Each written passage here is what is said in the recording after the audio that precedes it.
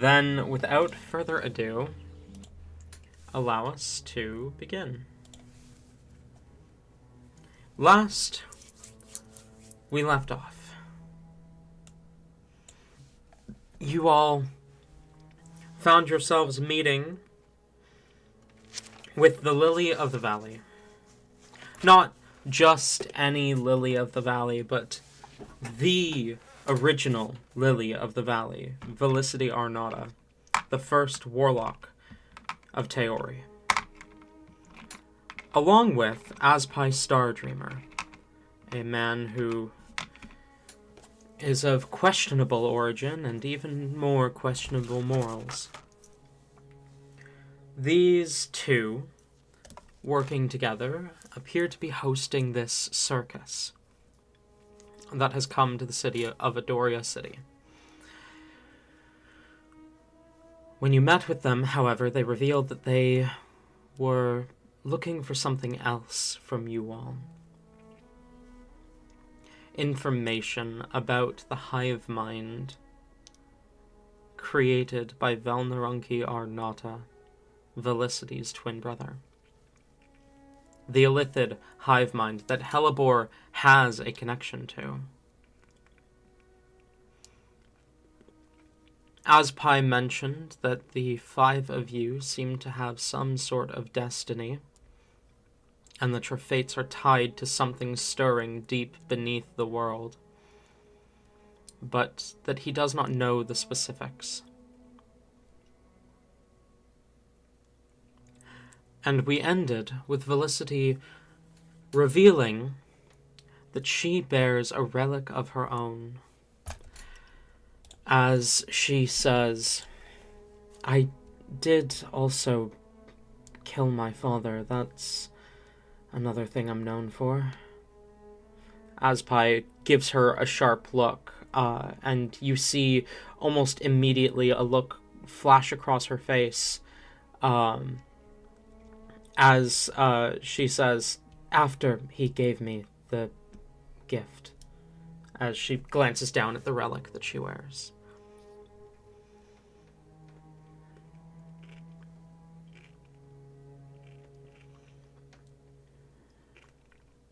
Div kind of looks to the others. You've mentioned the dying, right?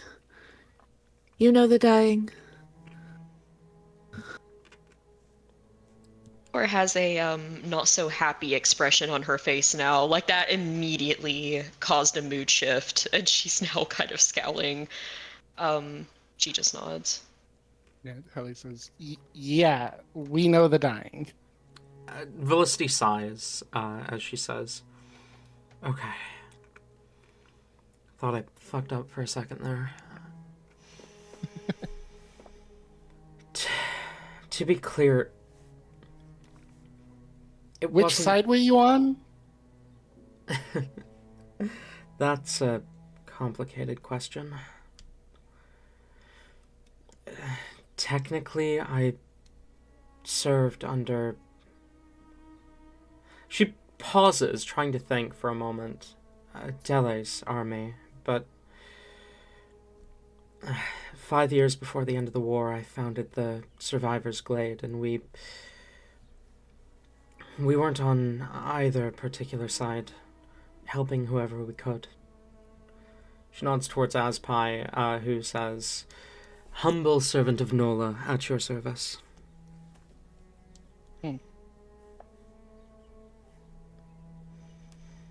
I figured Sakura here would be, or Aspai here would be able to keep me impartial.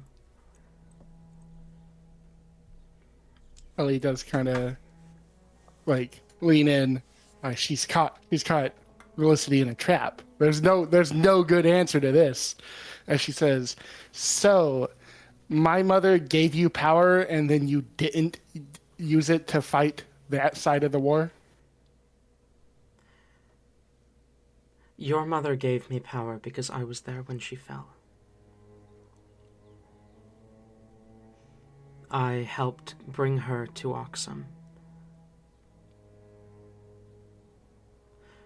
When she hit the material, when she was cast down by her father, I watched her impact with the stone desert.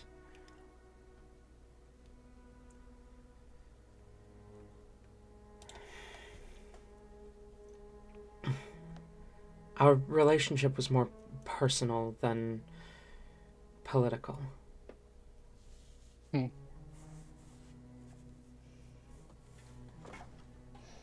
But I needed a favor, and she needed people in her court. I gave her my loyalty second only to my father in exchange for... And she gestures at herself.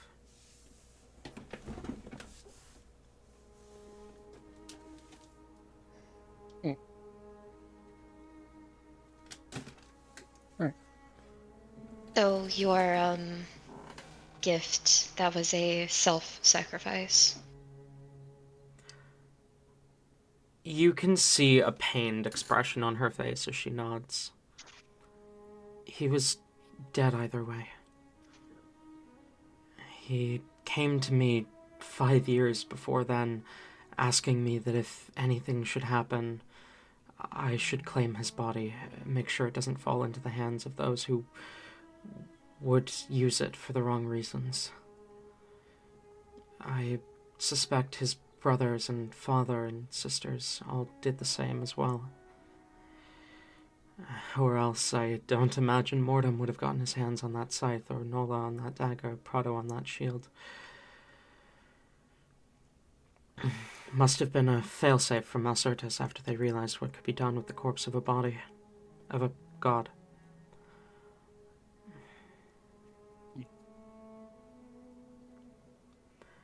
The day the sun fell, a few days before that, my father was going to die on that battlefield. My friends had a weapon capable of ending him. He wanted to die by our hands, not anyone else's.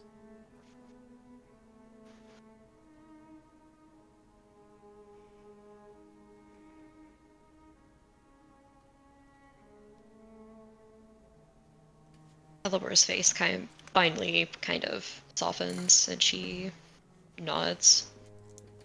That must have been incredibly difficult. I'm sorry.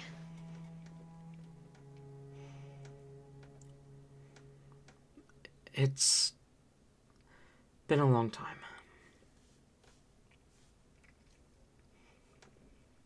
And I keep Father's love with me at all times. As she kind of places a hand against the relic.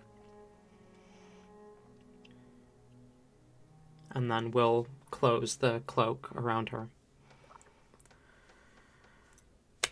So, if you give us a couple days to get the materials, we can see about extracting the parasite. In the meantime, please enjoy the carnival. I do have just one question. The procedure, does that have a downtime healing type of thing? Because I have to be able to fight at my top shape in 3 days. She hesitates. It might be best to perform the procedure afterwards. There's no guarantee how much of your mind will survive without the parasite. How much of you is left. I imagine if your demon has been holding it back that there's probably still a lot of you left without it, but given it's been 9 decades, who knows? Wait, how much of her would it take? Eventually, all of her. It would destroy her soul completely. How much would taking it out now take? However much the parasite has already taken. Helly kind of looks over Hellebore and then, like, kind of gestures towards the arms and the tentacles. Weren't those because of it? It didn't start until after the first transformation, yeah.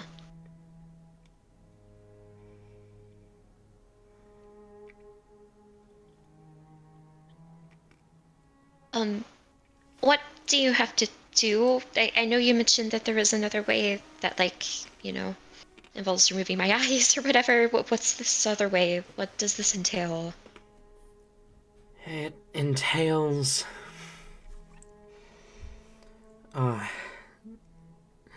Well, we are definitely going to have to put you to sleep for this one because it is painful. The risk of death is not zero, unfortunately. We extract the parasite through the ear. It's harder to navigate than through the eye sockets, but when done right, it should leave no permanent damage beyond what the parasite itself has done.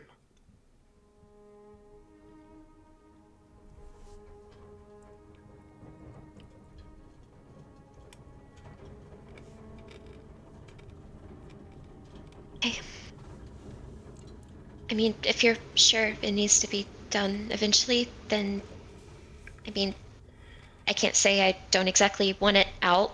The thought of that isn't great. It's your choice, but just any abilities you've developed from it, any psychic powers or your transformation that you mentioned, you're going to lose those forever. And I don't recommend keeping it, but I know for some people the short-term benefits outweigh the long-term sacrifices. I don't have any. Literally, the only thing that happens is I turn into a beast every new moon that tries to kill everything. There's no other benefit other than that. I am a-okay with losing it. Why does that happen? What's the moon connection? I meant to ask you that earlier. That, I'm not sure. My brother has only done one other like you. I thought it was a means to taunt me. A descendant of our sisters, by the name of Fenrir Arnota. A displacotropic beast that transforms under the new moon. It was... I don't know. Ellie kind of like raises a hand a little bit and says, "Let's tone down the language about Fenrir. He is our friend." Yeah. She is my blood. I mean the monster that he turned her into, not the person he left behind.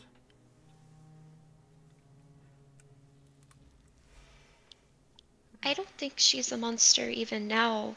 We talked to her recently. She's very, very nice. She just, you know, when she transforms, she's not great, I'm sure, but neither am I. I there's enough still intact there where she's not a monster. Hi, sorry. Aspide, not following this. I'm sorry, did you say she's alive? Yes. We saved her from APS. They had her captive for literally hundreds of years. Valley? I know. I'm thinking about it. But for now... The point that I'm getting at is you are one of two creatures like this that my brother has made. I don't know why he has done this. I don't know what the connection is. I don't know what his plan is, but you were centuries apart. And it doesn't make sense to me unless he's trying something, but I don't know what he would be trying.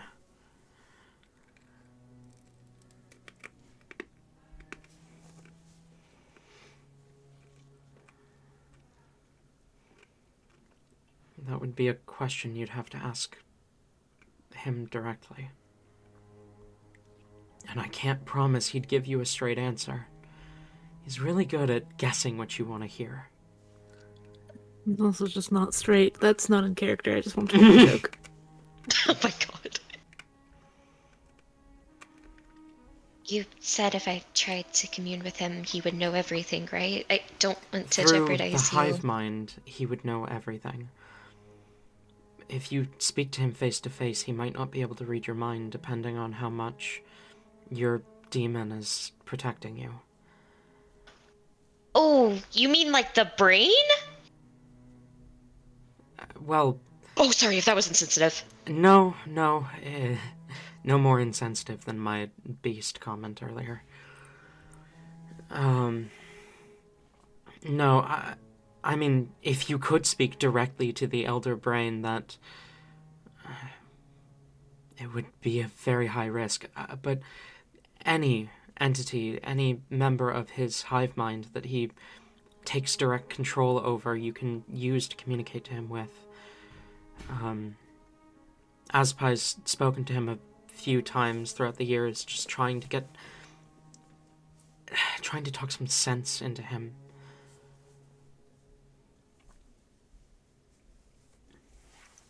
I don't think Icky would like that very much. He's been very insistent that I shouldn't talk to any of them. I don't think his protection is, like, foolproof. She nods. That makes sense. I don't recommend trying to talk to him, trying to get answers, unless you end up face to face with him against your will. At that point, whatever you ask, might as well try and get whatever information you can. Mm-hmm.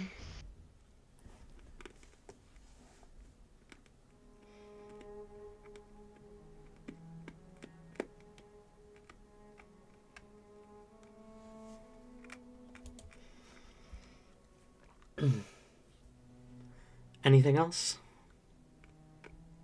Valley, you said you didn't know who I am, but you knew what I was going to be. What did you mean? She takes a deep breath and kind of looks to Azpai for help as he kind of clears his throat. I might have a better answer for that. She meant that we know you have a destiny, all of you. You are going to become something greater. Heroes or destroyers. It's unclear, but your fates are greater than any that typically walk this world. Ellie manages to stay quiet and straight-faced throughout that, and then she kind of just snorts and goes, "Well, we already knew that, obviously."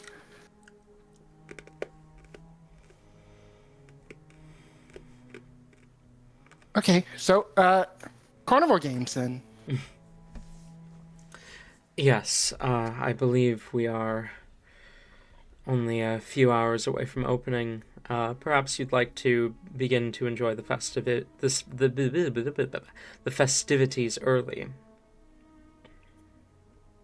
Do you have prizes? What kind of circus am I? Of course we have prizes.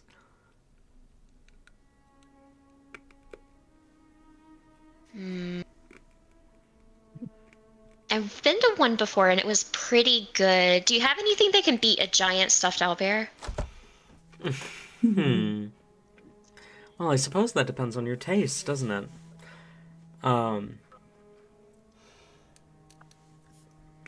We certainly have many stuffed animals of all sorts. Jewelry, we have silly magical items, silly wands and staves and stuff. We, as a means of mocking Valnaranki whenever we can, we have stuffed displacer beasts as well. Perhaps that might appeal. Way! I've been looking for that for years! I've asked, like, so many people, and, like, they're like, no, we don't have a stuffed displacer beast. What are you talking about? People are scared of the monsters, Aspai. Don't sell them as, or don't give them away as prizes. The people go crazy for them. Oh, I'm totally gonna get one. There are stuffed dragons, and they think the tentacle cats are going to be a problem? Really? Aspai shrugs. Not everyone is as smart as we are. Well, let's go get them then. I don't know. In my experience, the cat is always more scary than the dragon.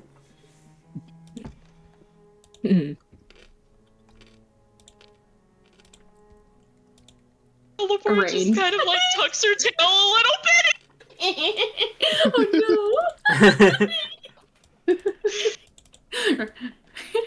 no! Rain remembering the time he was mauled by Helleborn. bit. Multiple times. Vemper isn't sure how to take this. Div is also unsure how to take this. But Div also doesn't care. Somewhere, Fernick starts getting a little bit of a headache for some reason.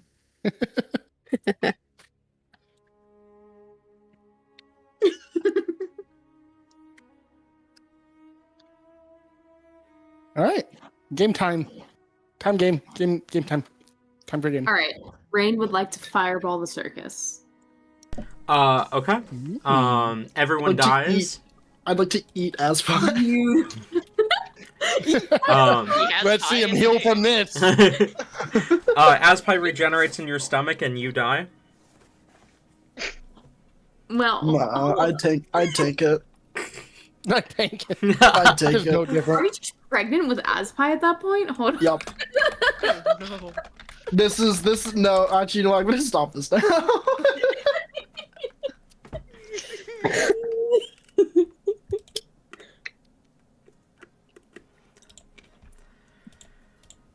Okay.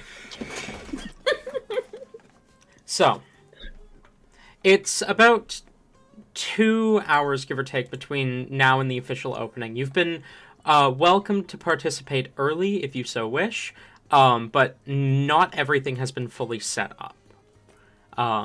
Is there anything, like, would you like to look around, see if there's anything you'd like to do that has already been set up, or would you like to wait until the official opening? Well, look around. All right. Yeah. Rain is totally down for looking around. But he. How's Helipor doing? In what way? Mentally. Oh, as What's usual. But that's a question for Helleborn. You know exactly how Halibur's doing.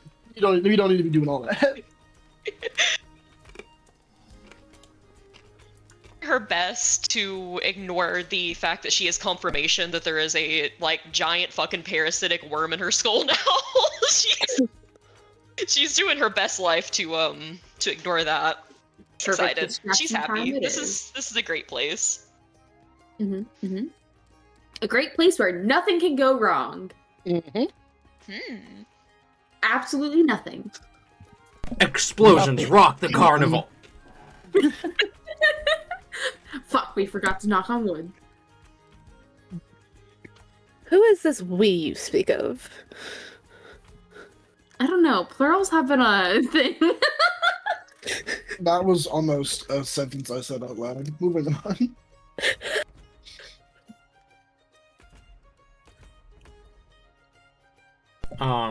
Give We look me. around. Okay, give me half a second. Is there a map for carnival? Map for carnival? Not a full like proper map, but just something so that you're not just staring at the world. world map. Wanna just half a second here. Wonderful. Oh, I can't look at Telson in the hat anymore. That sucks. Towson's wearing a hat? Yes, Telson's wearing a hat. Telson's been wearing a hat for like a month, 2 months, a while.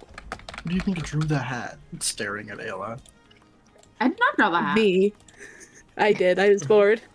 I was bored and I figured out I could use my iPad and therefore the pencil to do better drawings.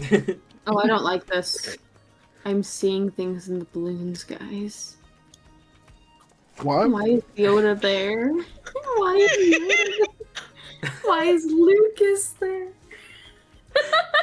Do you want me to go back to the world map? I can do that. No. This is okay. I'm just gonna draw a Yoda and a Lucas because, like, I can see them very vividly in the balloons. Okay. Oh my god, I see the Yoda. I don't. Anyway, as you begin to wander around, you see a lot of these like a lot of these different kind of games that have been set up. You see a sign for a pie eating contest that starts in about 5 hours. You see a ring toss game that's been set up and is currently it seems like it is ready to be played.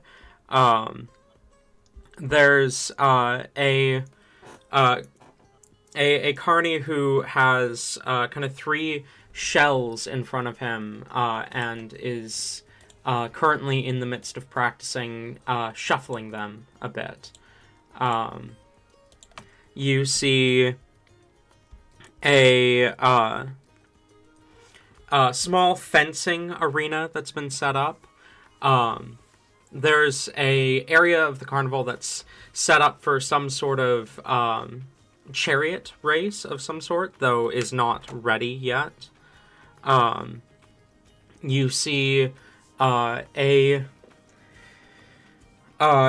couple smaller kind of games as well set up around.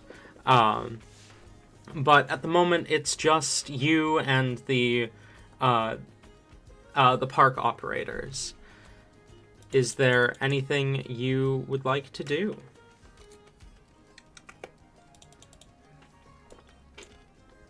I'd like to fight the park operators. That might be what happens as Helly will approach the one with the shell game. Okay. Oh no, it begins. The carny smiles as you approach. Howdy! You must be the Valley's guests. Take a seat, take a seat. I will take a seat. So, I love and hate that.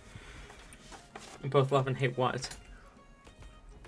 The Just Valley's that guest. you just simply walk around and it's like, oh yeah, we know who they are. Don't worry about it. As they kind of toss a stone between the shells for a moment, then set it down on the table, pick up the 3 shells, set them back slightly so that you can clearly see the stone. Alright.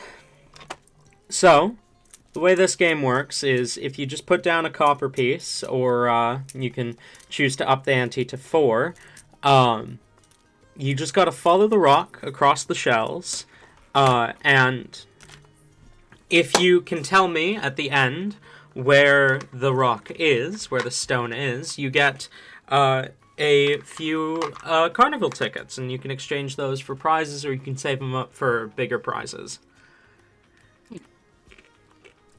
Okay.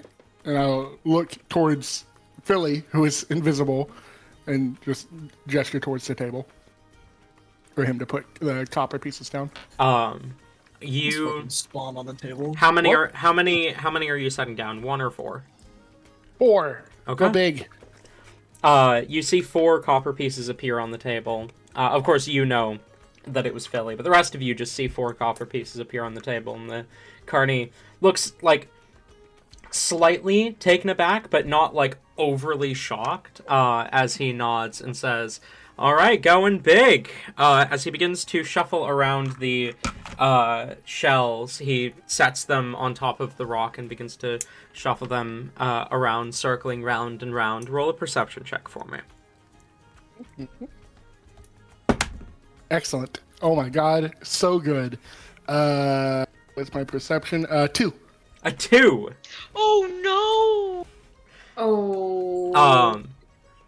As You haven't a fucking clue. He put the rock down, disappeared, fucking gone. The rock never existed actually. Can Rain be keeping an eye, make sure like this guy's not cheating though? I was gonna say Sure. that would also be wanting to do that.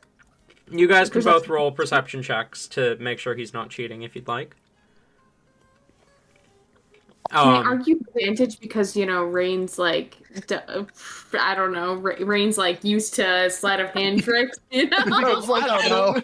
Because like I don't know. Fucking please. because it's rain. You know what?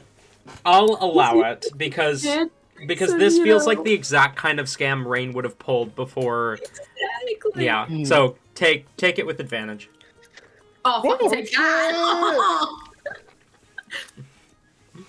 Uh, That's I got a natural 20. okay, natural 20 for Rain. What did Vem forget? 16. Neither of you notice him pulling any fast ones, if you will. I still lose though. With that being said, Helly, he moves the shells around so fast it is really hard to keep track. And you have no idea which of the 3 shells the rock is under. You are shot in the dark, left, right, or middle. It's Wow. one of those scenes where it's like Uh, that guy shuffling in a normal pace, and then someone sits down, and then it's like, okay, and begin, and the hands just blur. It's like, oh shit! You pick the left shell as he lifts it to reveal no stone, sets it down and lifts the middle shell to reveal a stone as he says, "Better luck next time."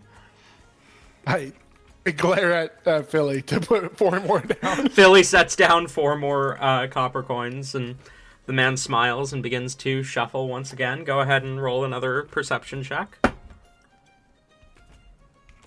Better? 11? My flash of Teleport's genius. gonna guidance this. What? That's so. So are we guidancing and Flash of Geniusing? I mean, guidance is just a cantrip. I ain't got nothing to lose from that. Yeah? This man watching suddenly fucking is getting cheating. Your Flash of Genius is +4, right? Yes, it is. So I rolled an 11 originally, so it's a 16. Because I wrote a 1 on the fucking thing. On With- the guidance. With Div and Hellebor's help, you are confident it is under the right shell this time. Right shell.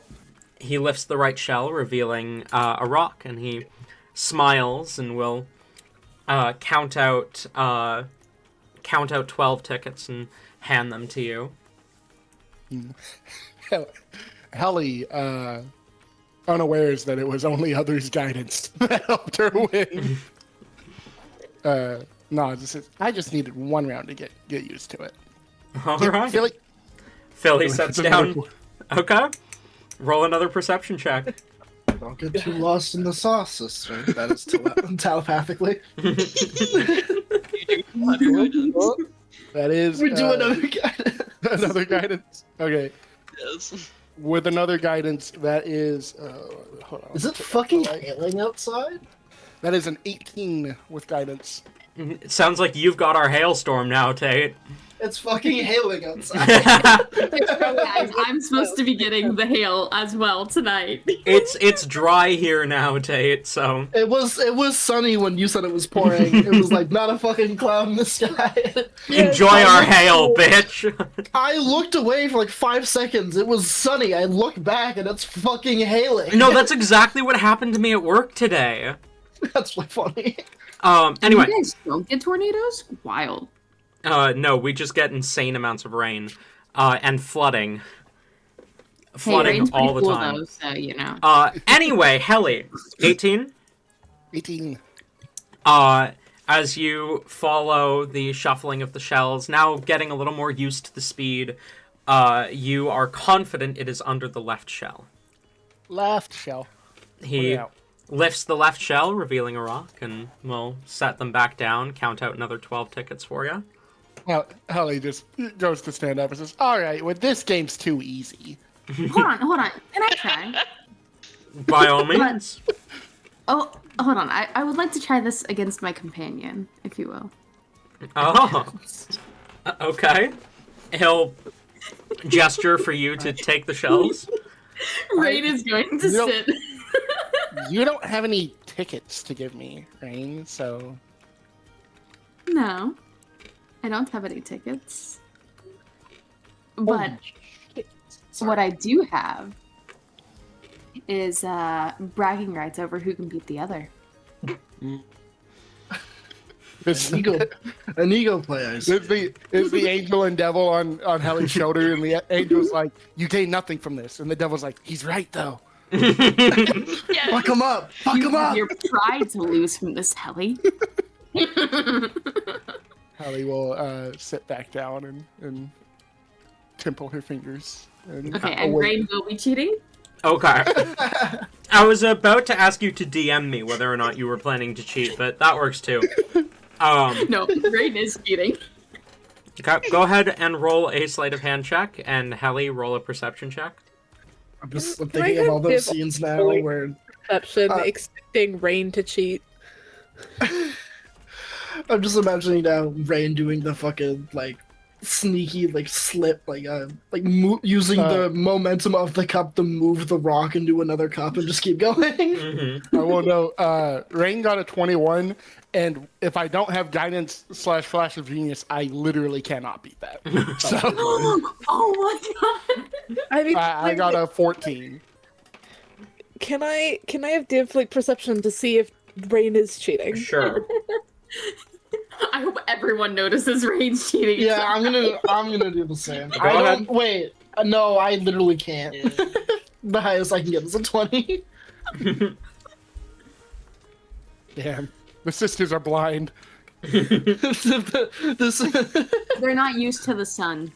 Okay, no, so it's in my eyes. I Please help. specifically can look at the sun all I want. Fuck, you're right. Para isn't though. Ignore the fact that she is a celestial dragonborn and was born in hell. She's a blind motherfucker. I also got 21 on perception.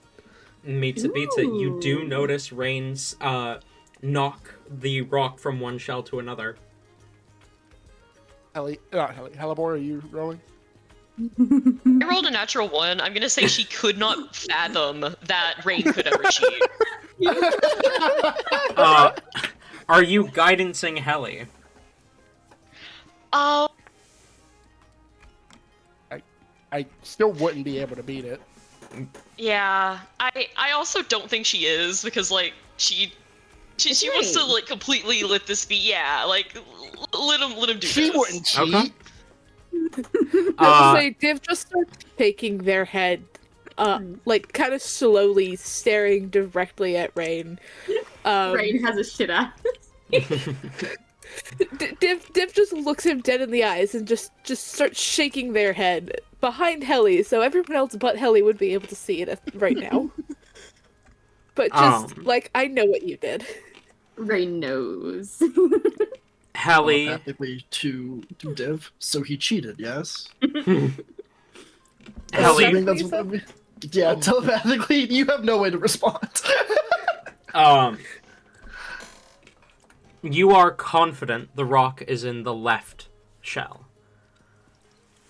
Can I insight Rain? Roll insight. No, that's fair. Should I roll deception? If you'd like, yeah.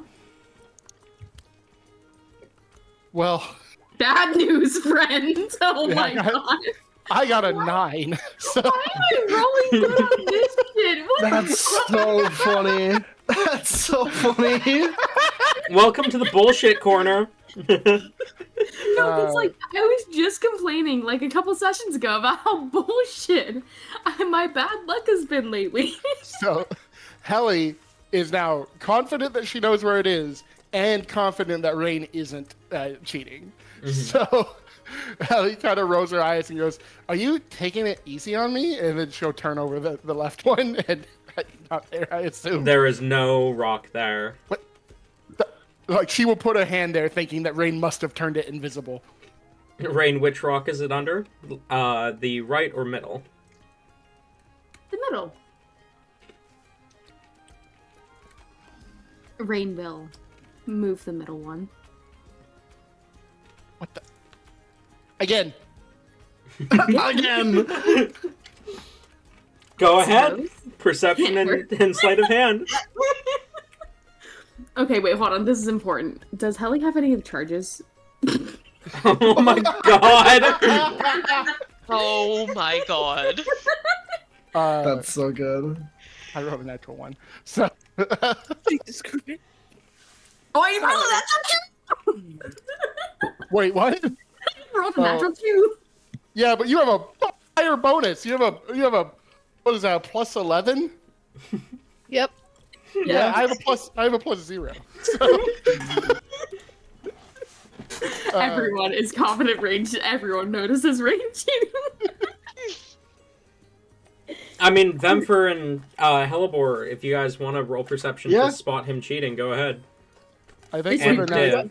Do I have 5. to reroll? I think Div probably understands. I Yeah. feel like I think Div is locked in now. I think think Div is I think trying with the to- natural 1, Rain was trying to draw my attention to the rock to like be like, oh, it's over here, but sneakily put it over there. But I didn't even notice that, so I genuinely have no idea where the rock is. Like, Okay, I could so Helleber DM. rolled a 23. I think he sees it, like, go to the other one, and she just thinks Ray made a mistake. Like, he didn't realize that it did that.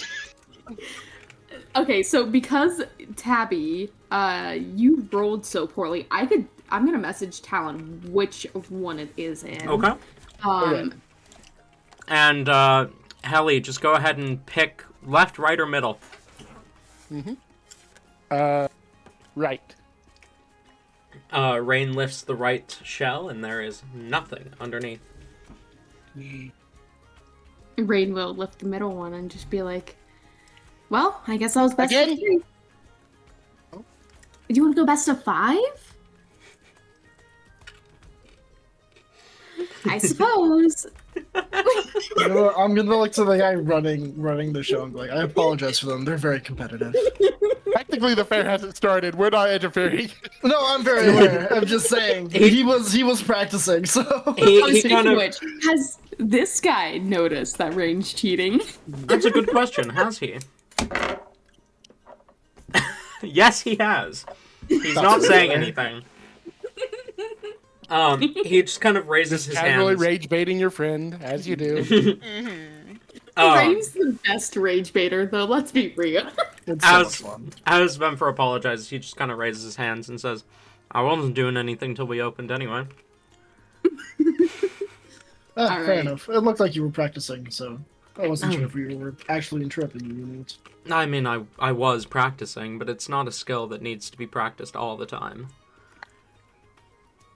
So again, Helleber ahead, is make going your to rolls. message Rain because she doesn't want to make like a big thing out of it, but she's gonna like message him and be Be maybe more careful the next time you do it. I think the rock slipped the last time. oh gosh, okay. It slipped a little. Rain gets just like an evil glint in his eye. And I rolled pretty good that time. Rain's gonna actually try to not have the rock go under any of them. He's gonna try to like boot it off the table. Oh. That's nuts. Roll sleight of hand. 15. I beat that. I got an 18. Okay. You see the rock just like get launched off the table. Immediately, Helly slams her fist on the table and said, "I knew it! Cheater!" Cheater, huh? And there it is. Rain will look under. I think I was moving too fast. Sorry. You cheated. You disqualified. I win. She gets it. Now, did we set any rules of disqualification? I did just now. Well, I think you should be disqualified for being rude and throwing accusations. You don't make the rules. I do. Not fair. How come you get to make the rules and I don't? Because I made that rule. Oh yeah, well I'm making this rule. You can't make any rules. That's against the rules. No, that's not a rule. I'm revoking your rule. I think we do this until we get to the next game. You see, that was yeah. Rain will go pick up the rock though, return it to the guy. Rain's not gonna be that much of an asshole. Okay. Thank you for letting us play the game. Thank you for the show. Always here. Enjoy. Or somewhere. Or somewhere. I'm always in your carnival. You've never seen me, but I've been here. I've been here the whole time. I know everything about you, Jared. I've been stalking you. I know everything about you. I've been I've been stalking you, Jared. As a Why party is right there now, human we have 24 tickets. I won twice, right? Yep. Why are there little red smiley faces like demonically staring out at me? I don't like it. Good.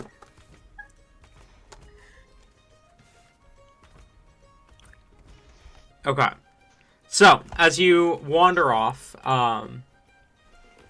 there are a few other things set up at the moment that you could participate in. There is a...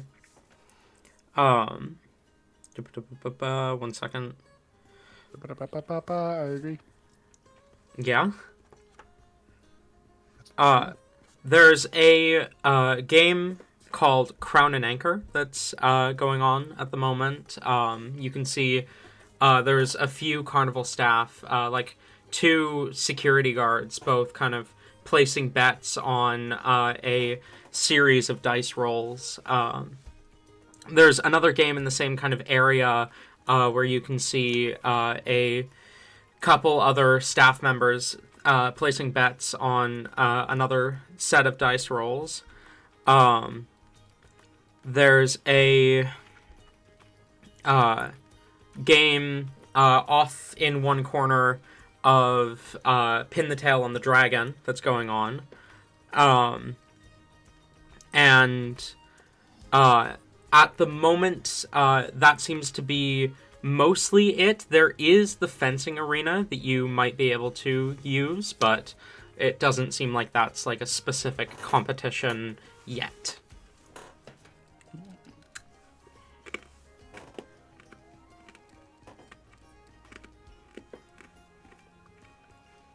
Elbra just stares at Pin the Tail on the Dragon and just like whispers to the others. I was promised Pin the Tail on the owlbear.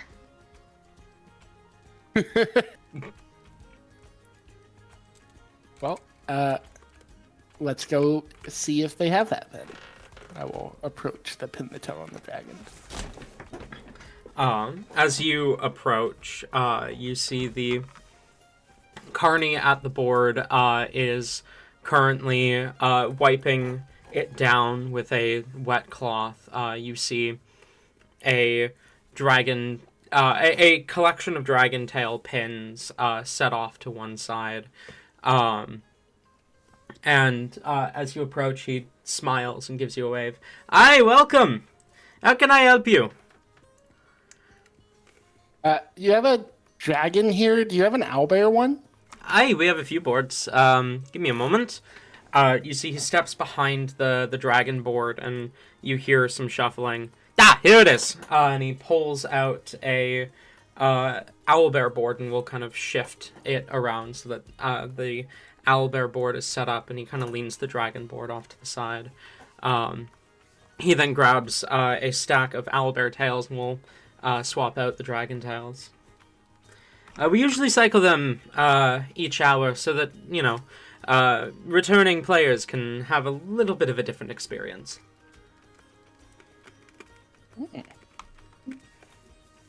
I will gesture towards the owlbear for Hellebore. I imagine, like, as the owlbear comes out, like, Hellebore is literally, like, she kind of, like, jumps up and down and, like, squeals a little bit. Can I go? Can I go right now? Is it open? I mean, I'm here, am I not? It's a 3 copper buy-in.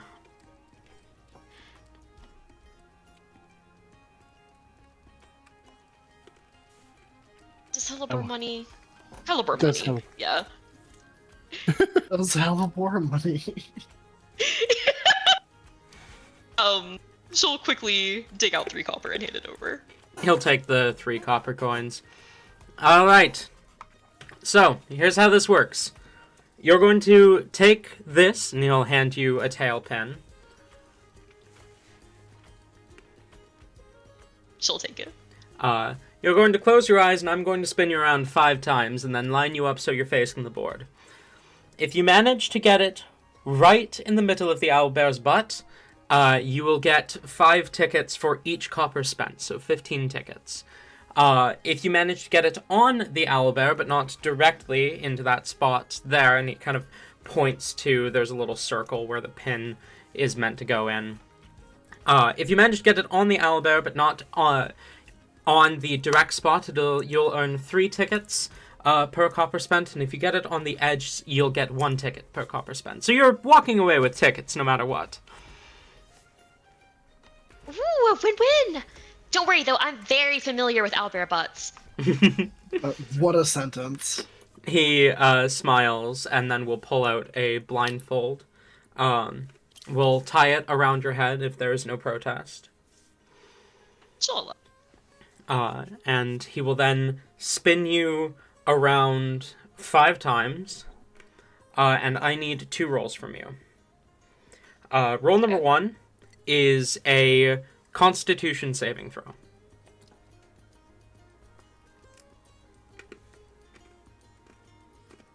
Holy shit. It's a natural 20 on that. For a 22. Okay. And roll number 2 is going to be a perception check. It is going to be a straight roll for you because you did not fail the con save. Right.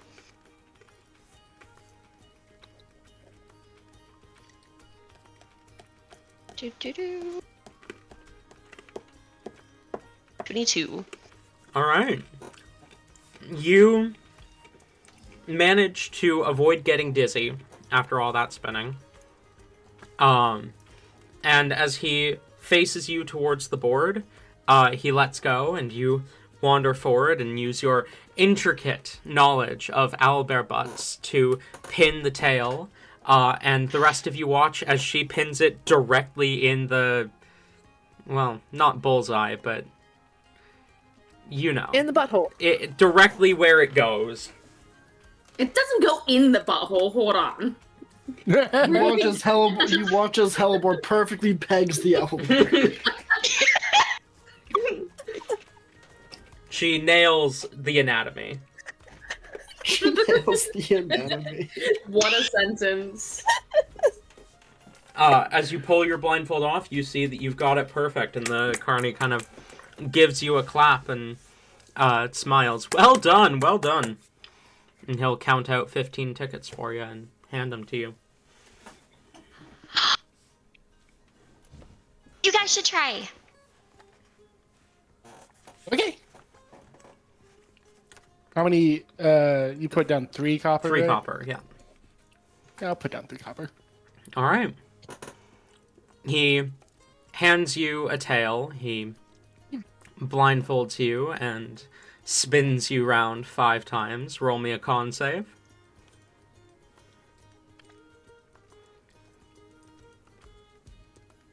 On 11. Ooh, you are quite dizzy, quite off balance. Roll a perception check at disadvantage for me.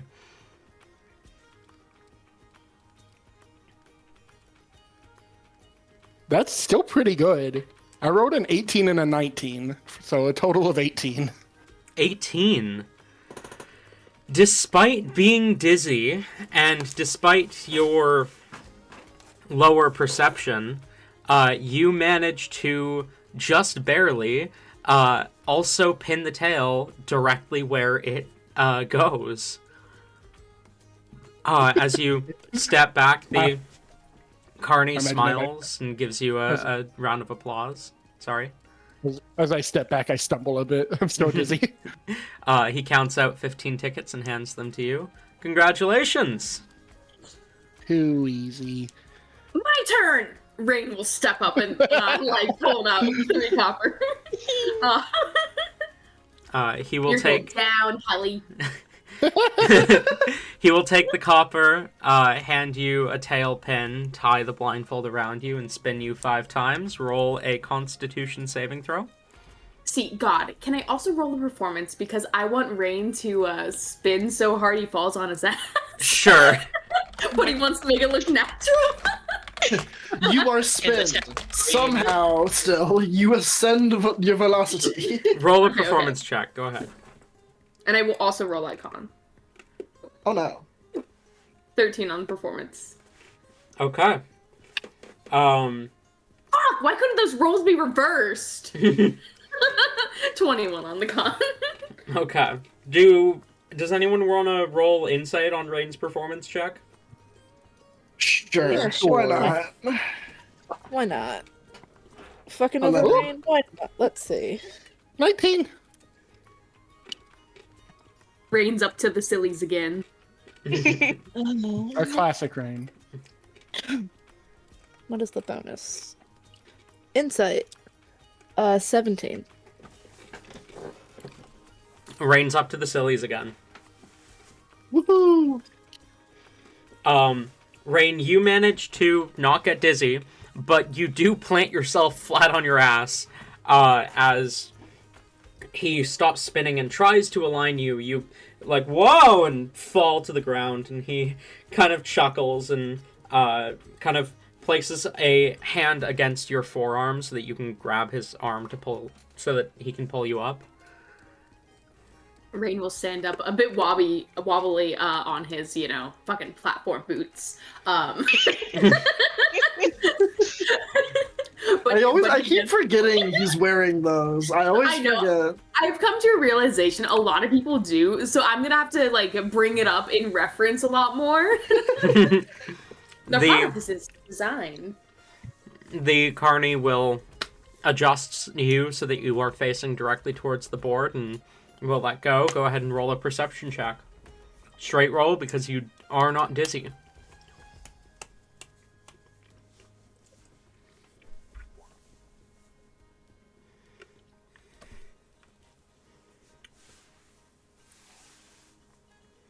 A 10. 10. Ooh, okay.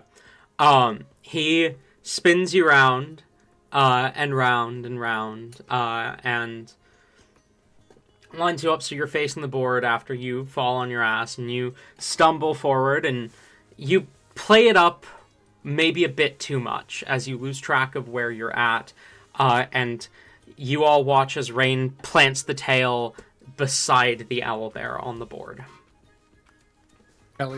Helly acts like she's trying not to laugh, but she is so clearly laughing. And see, Rain wanted that to happen, Yeah. so he'll pull off the blindfold. Dang it! Better luck next time, friend. You were so close. He'll count out 3 tickets Close. for you and hand them to you. Thank you, friend. Close. That's I was like a mile off. No, it's only like 3/4 of a mile. Some people just aren't a mile? cut out for it. You gave it a valiant shot. Game's rigged. Ah, yes, of course. The only It's only explanation. rigged when you rig it, but yes. Rain having kind of sort of just done that. Oh, exactly. What? Exactly my fault.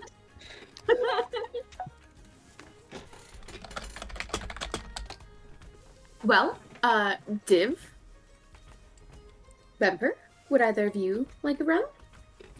Never's gonna look to Div. Div also glances at Vemper. They stare at each other for like 5 seconds.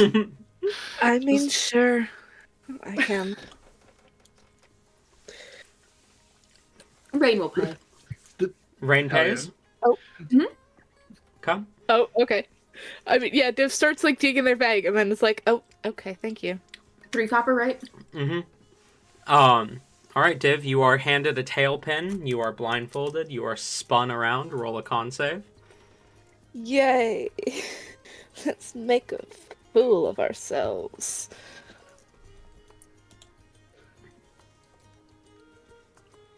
That's not how we make a fool of ourselves. Okay, 22. 22, okay. You manage not to get dizzy as he lines you. 23. 23. No, it's 20. Yeah. I mixed up my initiative and proficiency bonus because the words were just barely cut off at the top of the screen. As he lines you up and faces you towards the board, roll a perception check.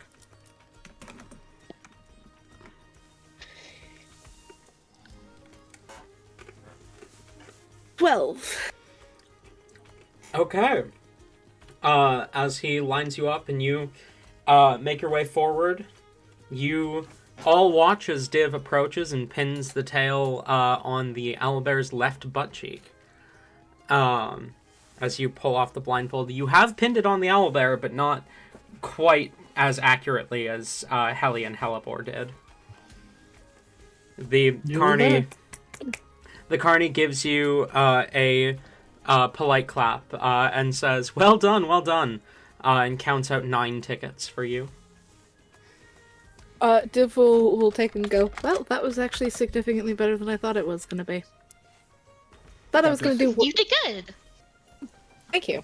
He'll turn to Vemfer. And for you, don't want to be the only one in your group who hasn't played, right? Very well. And she will step up.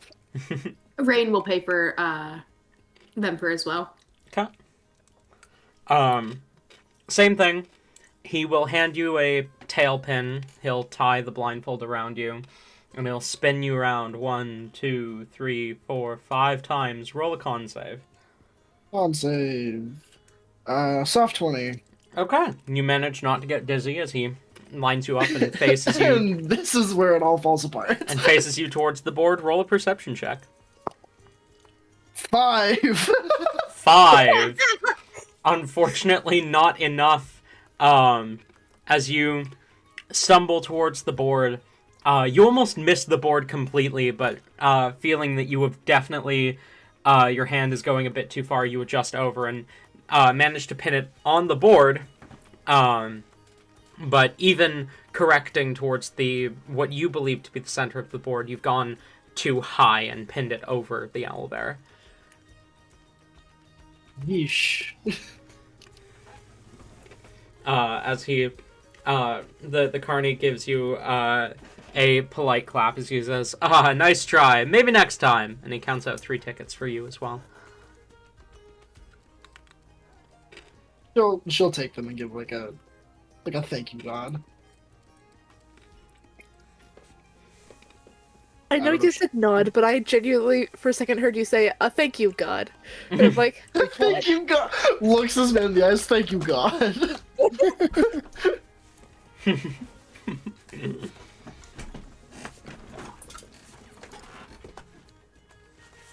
She will. She It's will okay, walk back. Bemper. As I said, game's rigged. Yes, clearly. It's the only You put it on the explanation for board. that. I did. It was certainly there. You guys just didn't try hard enough from what I saw, but sure. Femper's trying to be modest so she doesn't give away her position. Well, Look, I feel like if they tried Bemper, any harder, they would have broken it's the definitely guard. that she doesn't have a 0 wisdom. Bemper's better with up close personal fighting. Not. Actually, no, that compliment won't work. Yeah. Like, what are you? Well, no, I want to hear it now. What were you going with that? No, don't worry about No, it. no, no, On to the no, no. next game. I need to know now. Actually, it's necessary. I'm gonna need you to tell me. On to the next game. This motherfucker. I'll kill you. I'll kill you dead. Dead? Plus.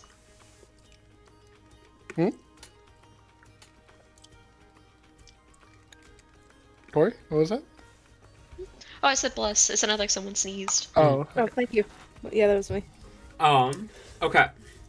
So, of the games that are currently, like, properly set up and ready to be played, there's 2 dice games going on, and there's the fencing arena. Other than that, there doesn't seem to be anything else quite ready yet.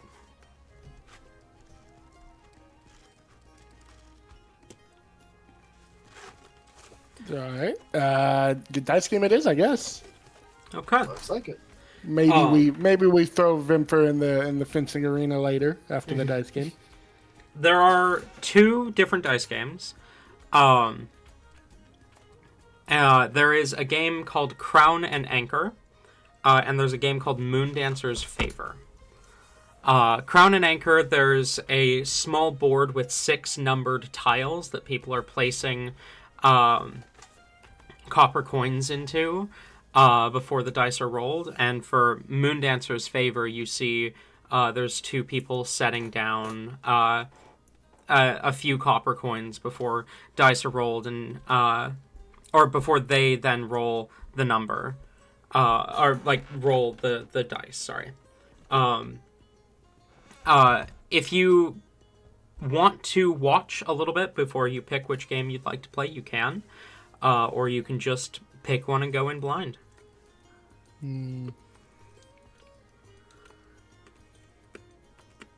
Helly would watch. Okay. But is there anyone else playing? We're here early, right? There's a few staff members who are playing at the moment. Okay.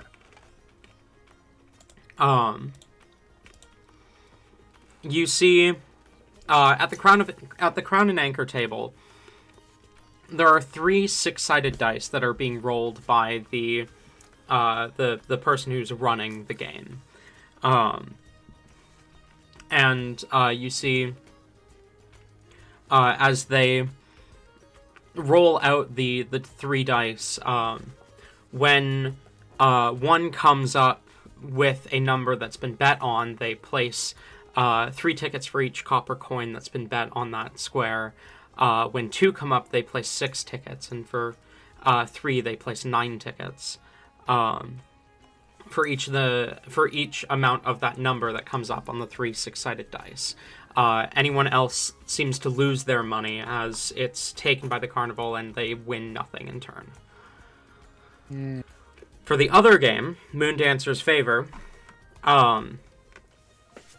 they set down a stack of 7 copper coins, and then roll 2 6-sided dice. If it adds up to either 7 or 12, they seem to be rewarded with 14 tickets. And if it does not, then they lose. However, you do see there's a few times where they'll double the bet. They'll add another 7 copper to roll a third 6-sided dice in hopes of getting up to 7 or 12.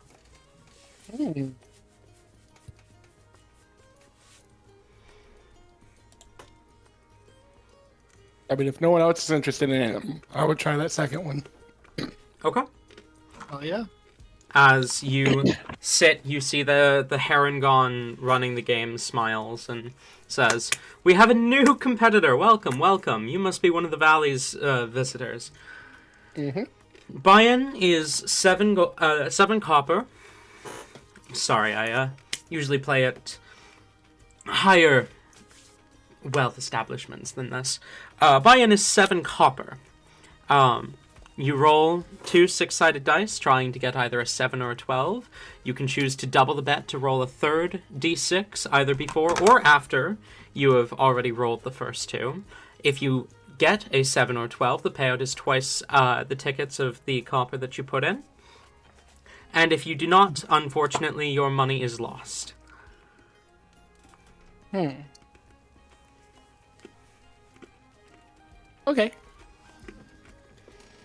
I will gesture for Philly will Philly set to put down 7. 7 copper. He smiles and will hand you a cup, and which has 2 6-sided dice inside, and will slide a bowl towards you. Okay. I will roll my dice. All right. Go ahead and roll can I me do 2 this d6s. Yeah.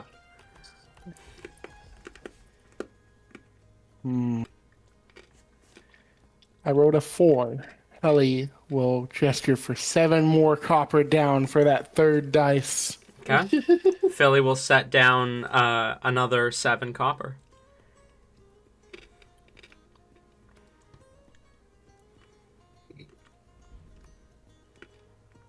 That is a 3. Hey! Woohoo! Let's go. You see the Harangon smiles. The other 2 carnies next to you give out a bit of a hoot and a holler as the Harangon counts out 28 tickets and hands them to you. Man, I'm rolling in tickets. You guys don't even fucking know. The Well, how Harangon... many do tickets was it? you have them written down? How many was it? 28? 28, yeah. Said? Okay. The Harangon smiles and says, "Feeling lucky? Want to go again?" Can I join? Sure, by all Can I- means. Take a seat. Ellie? I'm gonna be honest, I was going to anyways, but I thought you had said 3 games. So when Tabby said the second one, I'm like, okay. And waited. He gestures for you to take a seat, Div. And Div will sit down. And we'll dig out the necessary coins, because I totally remember what the amount was. 7 copper. Is it only Div joining this time? Anyone else? Rain will join in as well. DM, I'm gonna DM you something as well, real quick. Oh god, okay. How are you gonna cheat this time? What? He has his own loaded dice. They just look exactly the same. No. Fucking apparently. Rain does not have loaded dice. Thank you very much.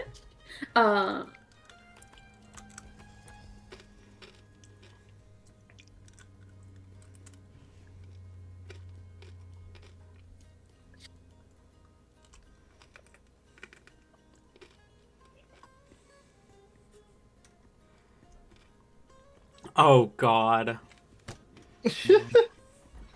That's always a good sign.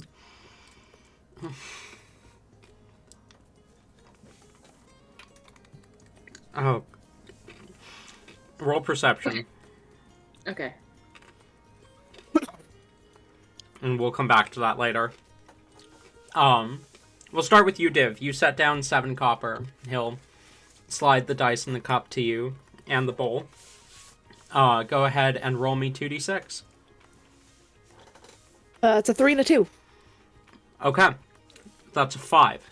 You can choose to spend another 7 copper to add a d6, double the bet, or you can just take the loss.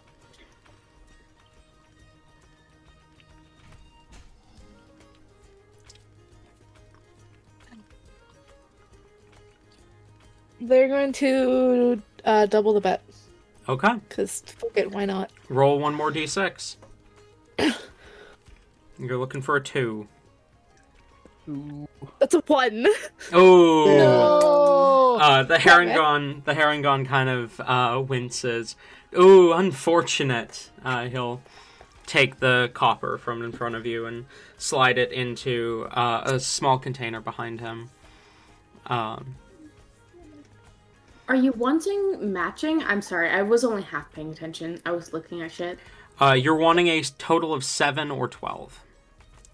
7 or 12. 7. 7 is statistically the most likely number to roll on 2d6. So. Yeah. Okay. Rain is wanting to participate in this. You set down 7 copper? Yep. All right. He slides you the bowl and the cup and the dice, and go ahead. Roll 2d6 for me. On top of each other. That was so weird. You saw that too, Tabby? Yeah. 4, a 1, and a 3. You can double the bet to roll another d6 if you'd like. You'll be looking for a 3. Sure, fuck it. Rain's gonna be spending, money that's not his anyways. That's true. Okay, you're looking for a 3. Roll one more d6. Oh, That's a 2. Ooh. Whoop. Unfortunate. We're both Ellie will one go. off. Hallie will go again. Okay. Go ahead and roll 2d6 for me. Oh my god! That's a 2 and a 5. Yo! He reaches beneath the table and counts out 14 tickets and hands them to you. Congratulations. Fucking hell. Can't believe this shit. Oh, math. Div's also gonna do it again. Okay. I like rolling dice. Roll Rain's also gonna 2d6. do it again. Div first and then Rain. Woo! That's a 5 and a 1. God damn it! Would you like to double the bet? I am, yes. 'Cause, Okay. You know. You're looking for a 1 or a 6.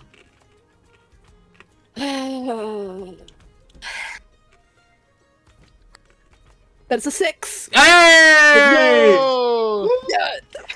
There's a bit of a cheer from the carnies around the table, and the Harangon counts out 28 tickets and hands them to you. Fuck yeah. Okay. I can do math now. Rain, go ahead and roll 2d6. Make sure you're knocking off 7 copper for each game you guys play. I am. Yeah, I am also doing the same. 2d6, here we go. Let's see. 5. 5. We're gonna add... You're gonna roll another d6. Yeah. You're looking for a 2.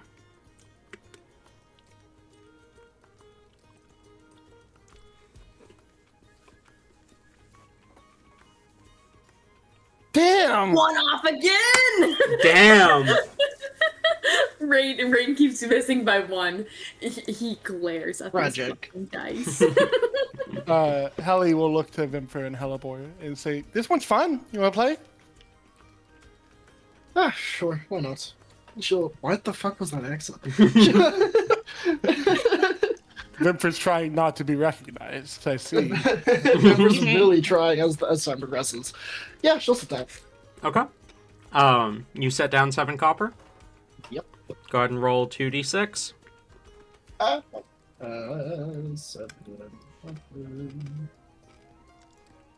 2d6. I got a 6. All right. One. You need a 1 or a 6. We'll spend another 7. Okay. 1 or a 6. This is you got. I got 1. Hey! Yay! He counts out 28 tickets and hands them to you. Hell yeah. She kind of like Getting she it. whistles a bit. It's like, okay. I love gambling. A 6 is probably the best thing you can get on your first roll, because then you have 2 out of 6 chance of getting the right one on your second roll. Mm-hmm. Hellebore? I don't know if I'm lucky enough. I might just waste this stuff. I don't want to waste money. I mean, We've I got mean, it's not plenty even our of money money. anyways. Rain is going to put 7 down for Heliport. Also, that's She'll sit horrible to down. say in front of. The Carney Yes. Hey, it may not be our money, but now it's the Carney's money, so Mhm. I don't think they'll complain. You set 7 copper down in front of Hellebore, and We set 7 Carneys down in front of Hellebore. No, not me. Tori, go ahead and roll 2d6 for me. Okay. First one, say 5. Okay. A big yawn. As in, like, 5 total, or just 5 on the first d6?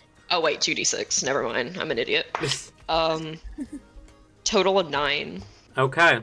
You can double the bet to shoot for that 12 if you'd like.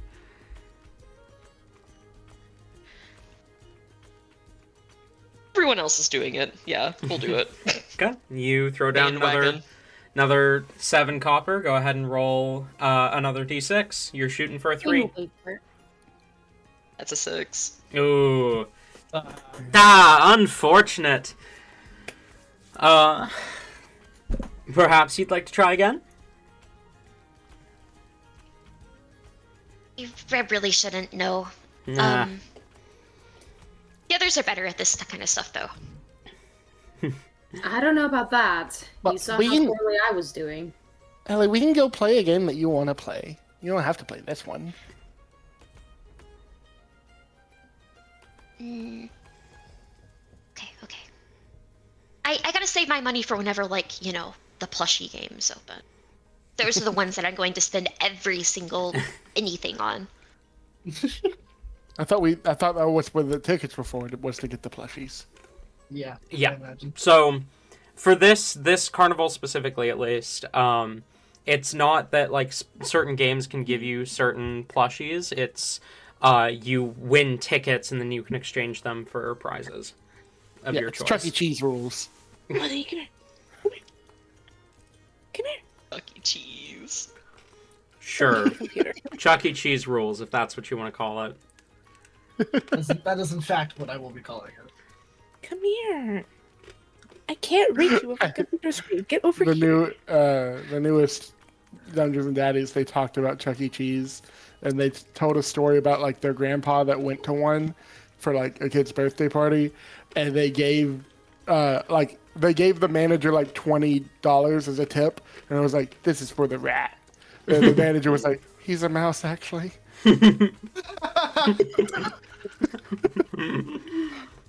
It's a mouse. Not anymore. I've claimed him as rat.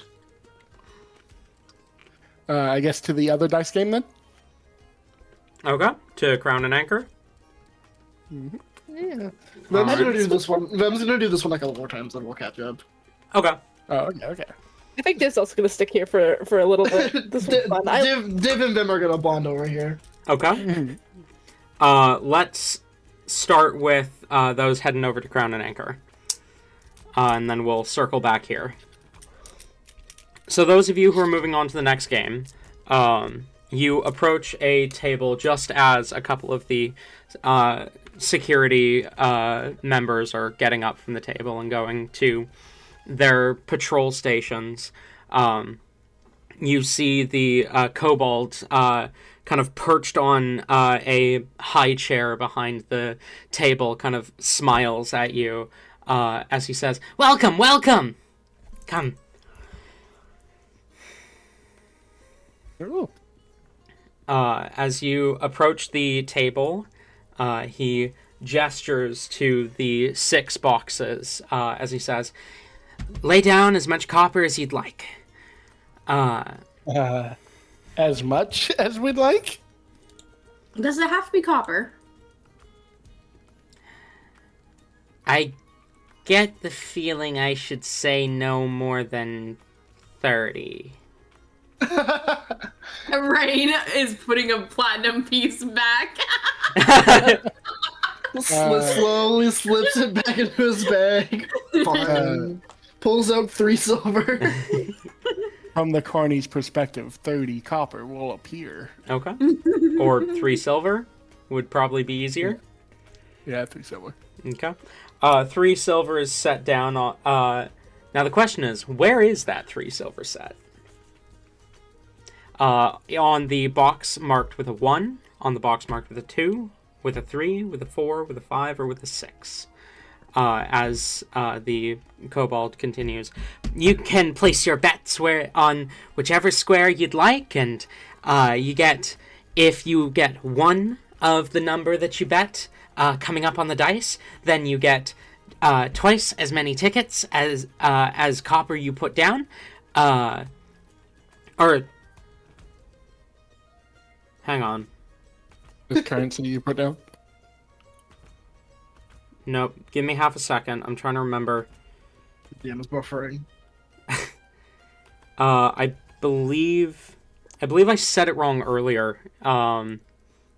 Because my memory and my notes are conflicting.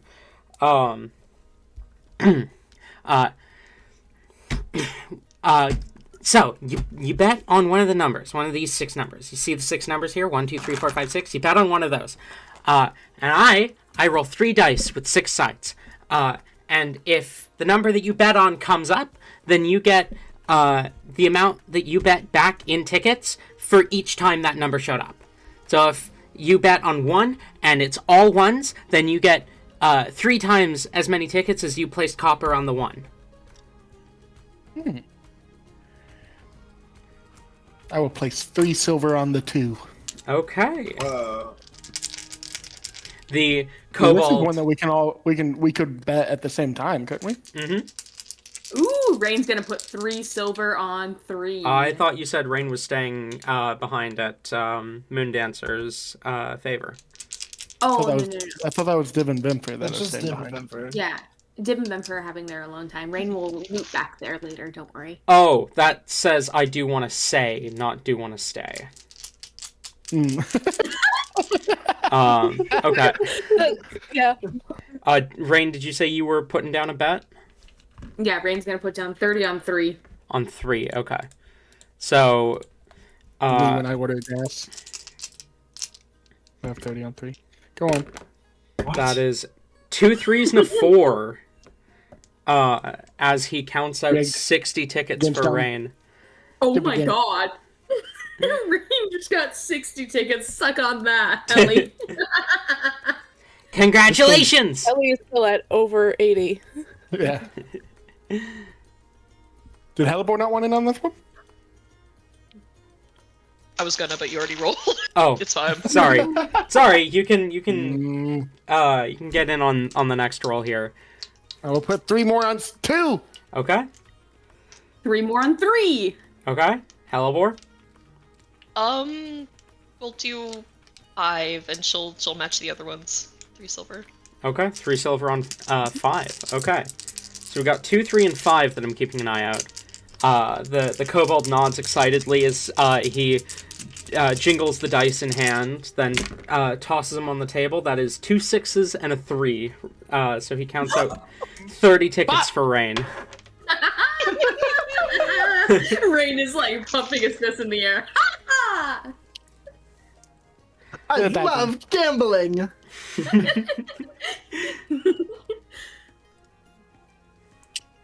Holy You shit. wanna- You can get so many fucking tickets on this one. I know, right? We just gotta get the others in here, and then, guys, this is it. This is the moneymaker. This is what we're doing for the rest of the session.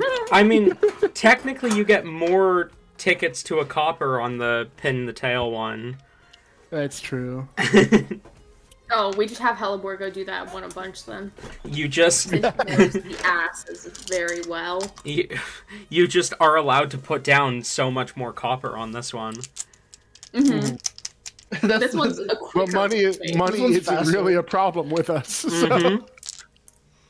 3 on 2. How many? Do we have an estimate for how many tickets? Wait, do we have that estimate yet or not yet for how many tickets we need? We for have stuff? not gone to look. You have not gone to look. we no. have no idea. Oh gosh, watch it be like 25,000 tickets. Watch it be like 20. Oh my god.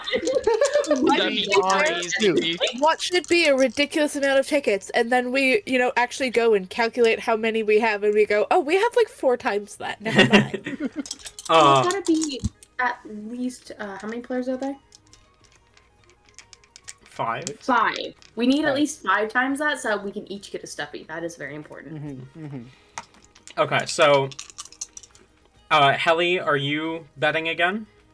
Yes. Rain? 3 on 3. Hellebore? 3 on 4. 3 on 4, okay. Changing it up, I see. 2 3s and a 6. Motherfucker. Oh my god. That's so funny. I rolled like 2 of my d6s like 12 times. 3, 4, and 4 were the ones that come up the most. Just 3's our lucky number. So 60 I did the same. That's 2 3s. Yeah, Ellie stands over and says, "This game's stupid." And then she walks off. he counts out another 60 tickets for you, Rain. This game's amazing. You want to keep playing? Rain will look. Does Helly actually look upset? Oh yeah, but Ellie is also walking away. So I should probably. she's gonna go back to the other dice game. Okay. Okay. What's Hellebore doing then? Hellebore is kind of like looking in between them a little bit, trying to see what Rain's going to do. Rain will just he goes from like being super excited about like his win to just smiling softly at Hellebore.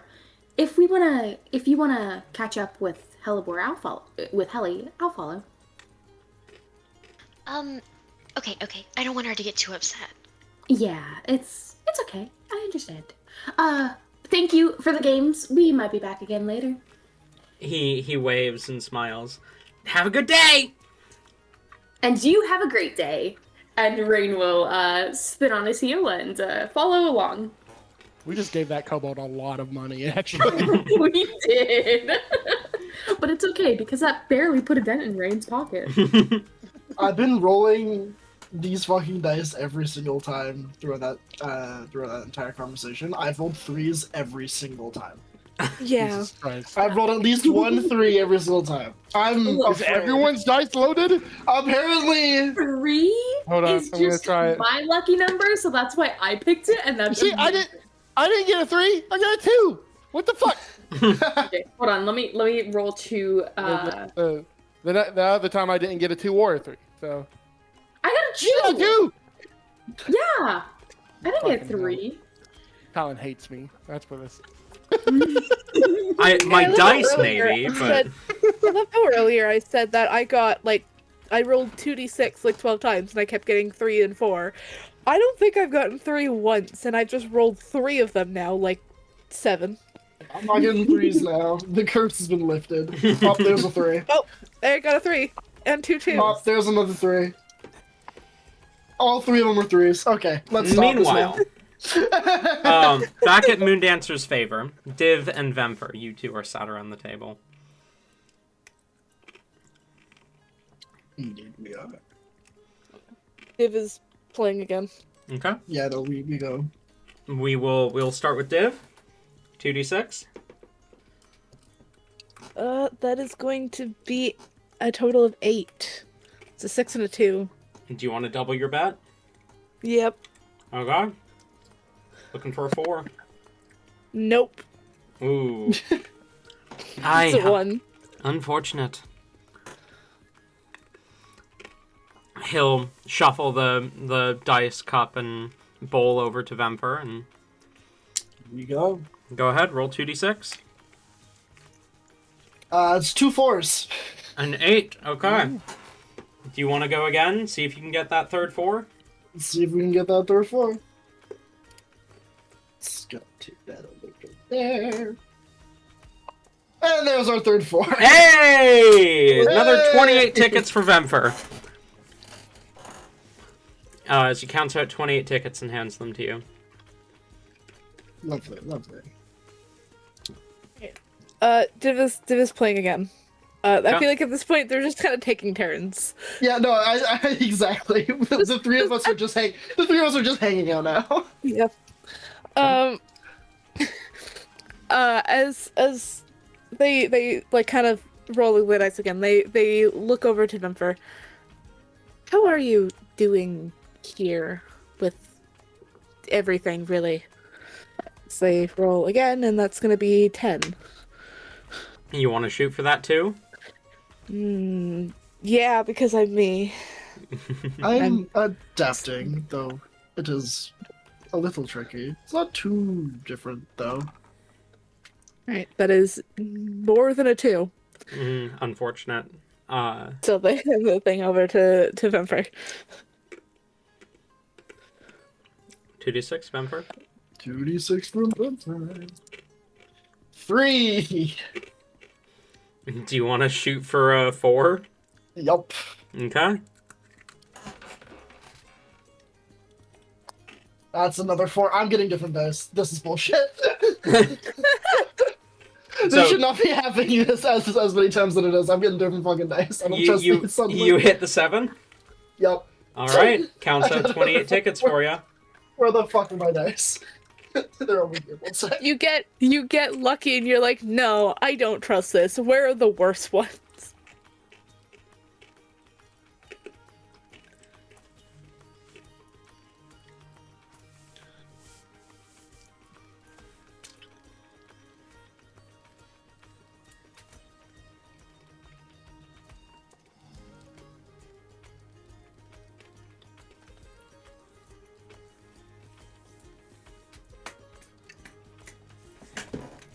Okay, I get different dice.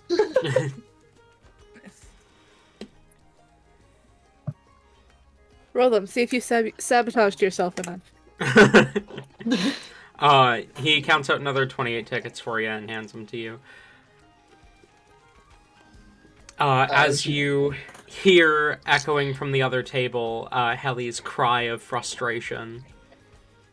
Oh, How badly do you think she lost?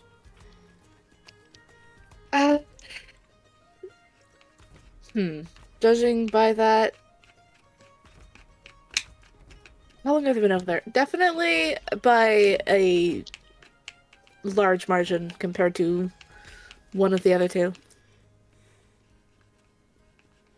Yeah, that's probably correct. I believe it's your go. They will place 7 on the table. Okay, go ahead. 2d6. 6! Do you want to shoot for the 1 or the 6? Yep. Okay. 1. Hey! Let's go! Counts out 28 tickets for you. Yeah. Very 65. Okay, I can do math. Quick math. Haha. That's replying. I want to reply to myself. I want to edit the message, actually. Thank you. It's about this point that Helly comes storming over.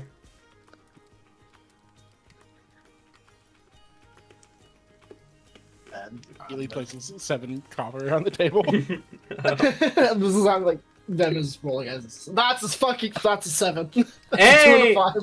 Counts out 14 tickets for you. This seems incredibly easy. Am I rolling these correctly? Some people I are just mean- luckier than others. Yeah, by the looks of it. Have you lost yet? I have not.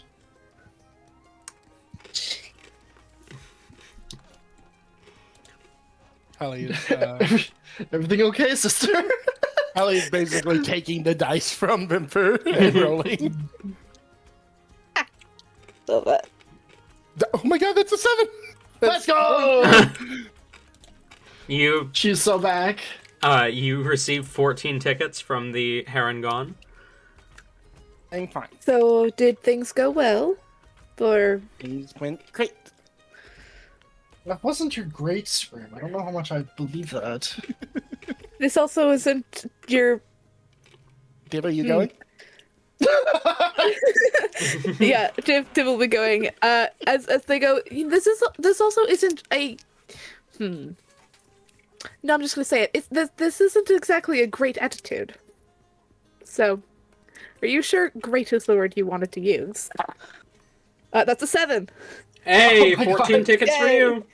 Fucking winners table over here. Holy shit. Great. Great is the word I want to use for what you're doing to my nerves. Well done, guys. You're doing amazing. Did you have fun over there? It was all right. How badly did you beat her? You didn't. It's not a competition. Roll. Yeah, you moved the dice towards me. Exactly, Vemper. It's not a competition. Between you two, of course. Of everything I've seen, I don't think I've ever not seen it be a competition between the two of you. 11. We rolling for that one. Roll for the 1. I just can't stop winning. I'm rolling on the fucking website this time. Next time. This is getting out of hand. 28 more tickets for you. Yup. It is about this point that you begin to hear the sounds of people filtering into the carnival. You have gambled away more time than you realized here at the Moon Dancer's favor. What's time? Pardon? What's time? As the gates to the carnival open and people begin to make their way in. The sounds of excitement begin to echo all around you as the rest of the games begin to open up. You see the fencing arena now sporting contestants facing off against one another. You see a ring toss game now in full swing, along with a archery range off in one corner where people seem to be competing with a bow and arrow that is, at least from those of you who know weapons, very clearly not quite battlefield ready, but good enough for this. And you see what looks to be chariots being set up in that kind of chariot race segment off to the side, as well as you begin to hear a town crier call out for gladiator sign-ups now being open in the main tent.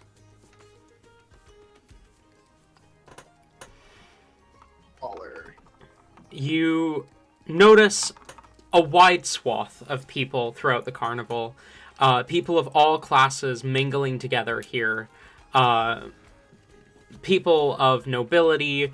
You see people who are like wearing town guard armor for the city, but have like removed their helmets and cast aside their blades, seemingly coming in right as they got off shift. You see walking down kind of the center towards the main tent, a black tiefling man dressed in elegant clothing, flanked on either side by guards, likely some sort of nobleman. In fact, anyone who might know anything about imperial nobility can roll a history check, although the more I think about that, the more I think it's just Rain can roll a history check. Yeah. Just great. Unless it's the other guy that Div met once who wasn't a tiefling. No. It's just Rain. Black Tiefling? Is this Nyx? No. It is distinctly not That Nyx. would be so funny. Speaking of Nyx, can we just like get Nyx over here so that Nyx can do the check for us? Summon Nyx, be like, hey, who's that? You don't know?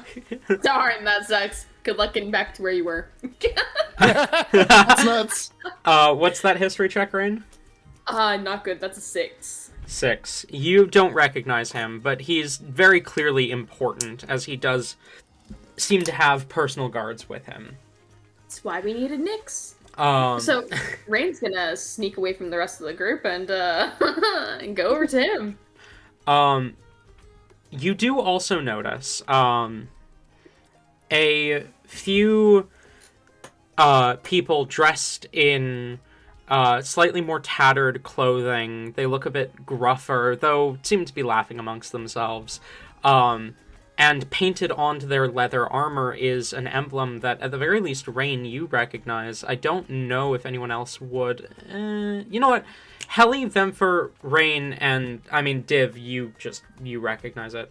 But Heli, Vemfer, and Rain, you 3 roll history checks for me. Woohoo! Okay. Wait, so Rain rolls history for it this? Yep. As Yeah, well? yeah, yep. History. Okay. Fuck, right. Her history's fucking insane. 15. 15? 22. 22. 19. 19. She a smart girl. 1 second. 1.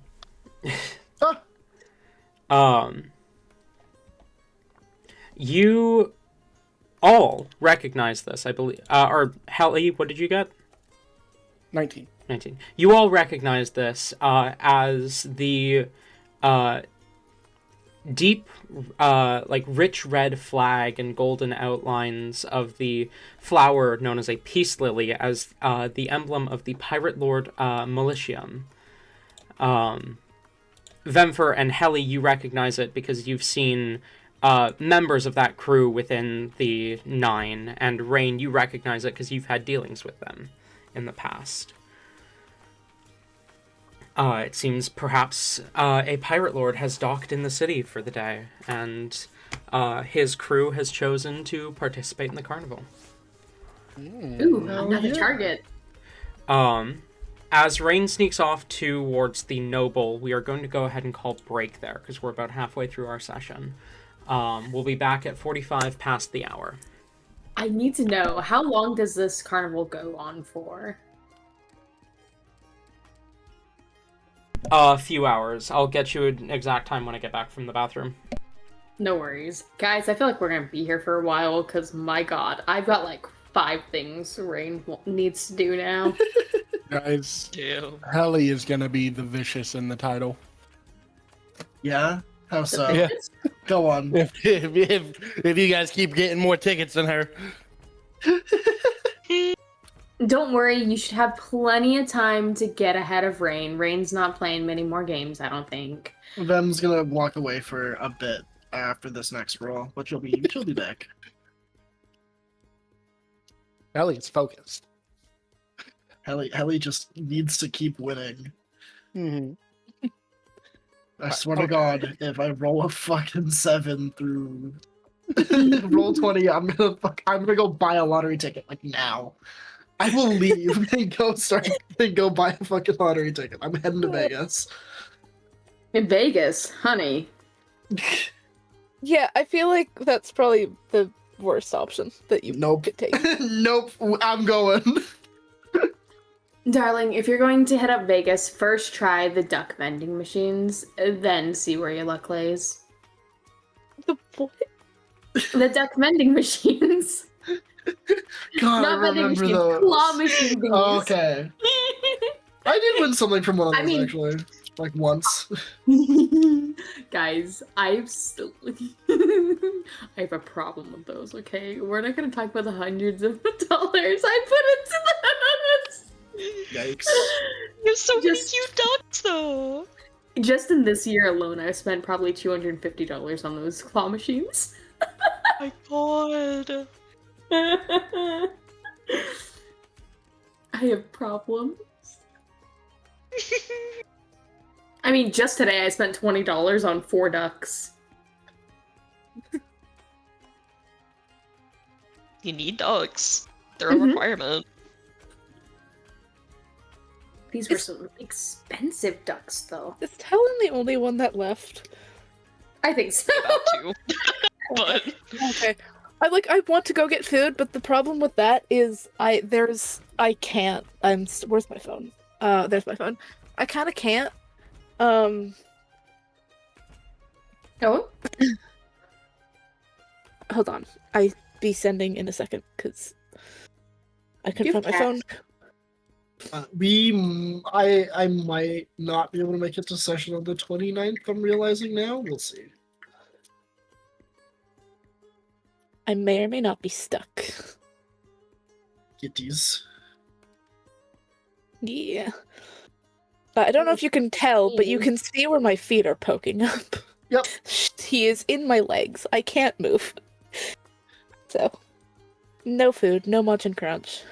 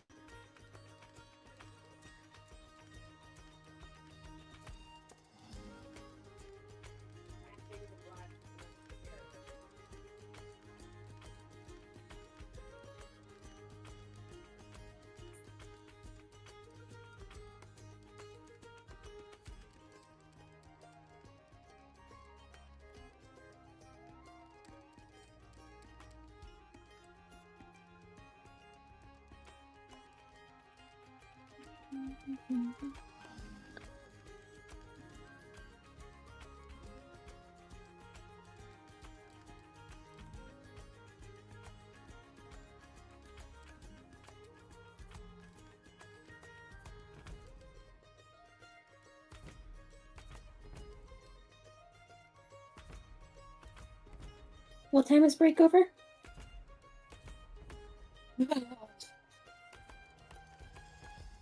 How long has it been? Not very long, like maybe 4 minutes. So, in 10 minutes probably.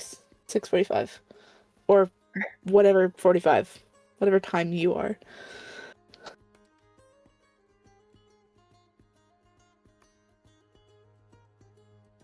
That one, yeah. That's how words work.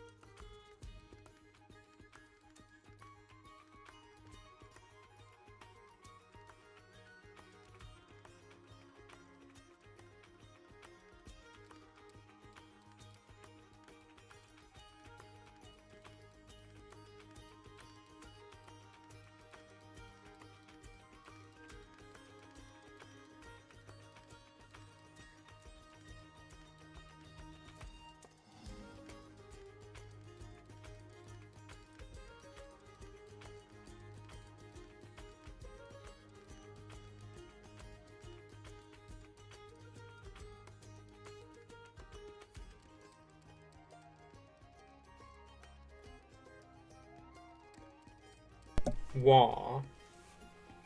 Wow.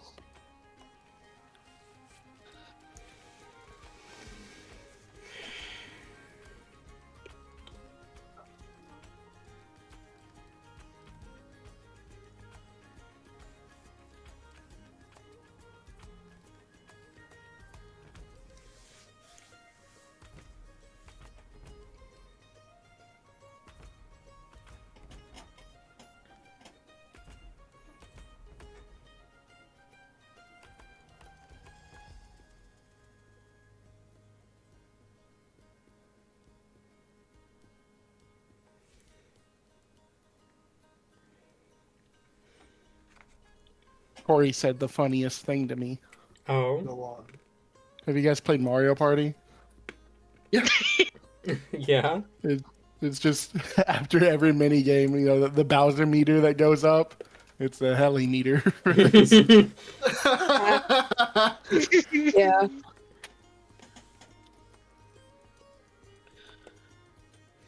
Is everyone back though? Yeah. Alrighty. Ayla's feeding her cat. True. As Rain wanders off, what do the rest of you do? I'm doing one. Ben's doing one more of those. I need to. Yeah, I was about to say, All right. Heli, I already marked off the -7 copper from Yeah. Heli. I think all of us are doing one more round of these. Okay. I'll do one more too. Okay. I'm using the fucking website because I don't trust these We'll guys. go. I feel We'll like go I'm bottom to cheating. top. So Vemfer first.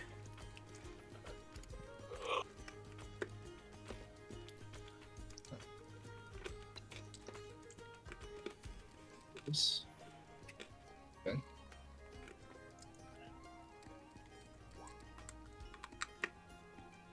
Okay.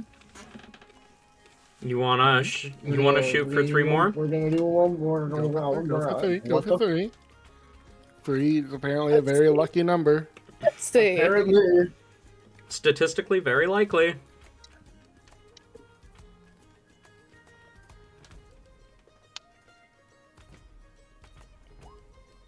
Oh, Vemfer's first loss. Her first loss. Damn. Ah, That's a unfortunate. 15 for Vemfer. The Harangon kind of sighs and says, "Luck couldn't last forever, I suppose." It never does. I will be right back if you guys are going to stay here. And she will get up and dip as well. Okay. Alright. The Heli? weekend. Heli. 8. Okay. Do you want to shoot for the last 4? You fucking know I do. Go ahead. That's a 4. Hey, 28 more tickets for Heli. Hellebore, Yeah. go ahead. I don't think Heli's lost this either, actually. That's a total of 3. I'll Okay. do 7 more. All right, let's see if you can get that 4.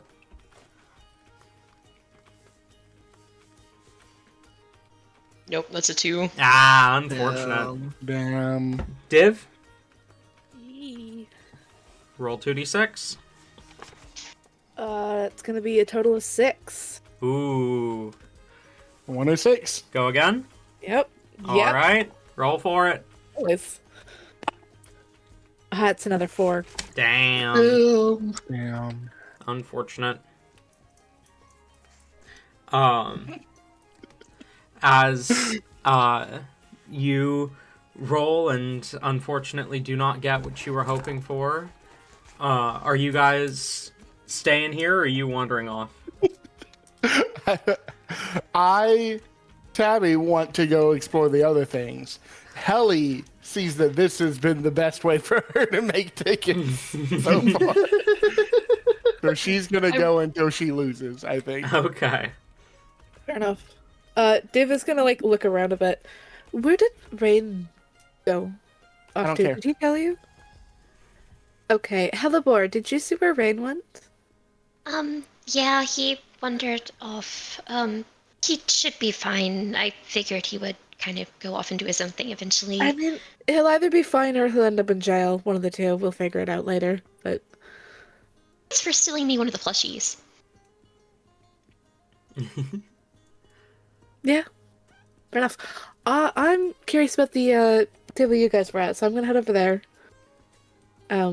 If you need me.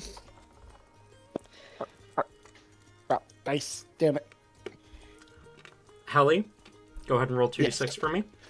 I dropped my dice in the floor and it's dark and I'm looking for it. I found it. 2d6? Mm-hmm. Oh my fucking god, that's a 2 and a 5. 14 more tickets. Meanwhile, Vemfer, Yo, what are you doing as you wander off? she is going I to wonder. sign up for her gladiator fights because there ain't no fucking way you're stopping her from doing those. You make your way to the main tent. You can see a lot of people are kind of crowded around a sign that's got a bunch of names on it. As you approach, you can see 5 names on there already. 6 names on there already. You see the name Alias Nightwing, Nectar Emerald, Azrael Gotska, Ivinki, Gold Silvertoe, and Tenebrous Fur. Yeah, she'll just walk over to where all that is and look into signing up. As you approach, you see a young tiefling with purple skin kind of smiles at you. Welcome, are you looking to sign up or just wanting to check out the contestants? No, I am here to participate. Yes. Alrighty. Can I get a name, please? I never really thought about Vemfer's last name actually, because Para didn't have one. So, just Vemfer. Just Vemfer, alright. I think technically our last name is of the ninth. Of the night. Yeah, no, she's not doing that. That would be funny though. I mean, it could also be our last name is Treachery. That's true. Both of those, Vemfer treachery. Go on. Are you saying Vemfer Treachery? Yeah, we'll go with that. Okay. Why not? You see she kind of slightly hesitates as you say treachery, but nods and will write down the name as she says, quite a intense last name. Yeah. Parents a little bit psycho, but you know, you adapt. All right. By my count here, that puts you in match 3 of the first round. The games will be starting in about an hour. If you'd Sounds like good. to come and watch the matches before they begin, by all means. Or you can wait until we call out for match 3. Sounds good. I appreciate the help. If you do not show up, you automatically suffer a loss and your opponent moves on to the next round. Makes sense. I shall be back in a bit, and she will wander back to the group. Alright. Meanwhile, Rain. You slip away from the group.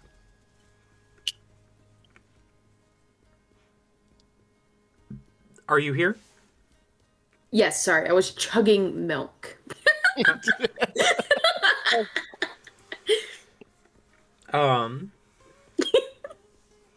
Sure.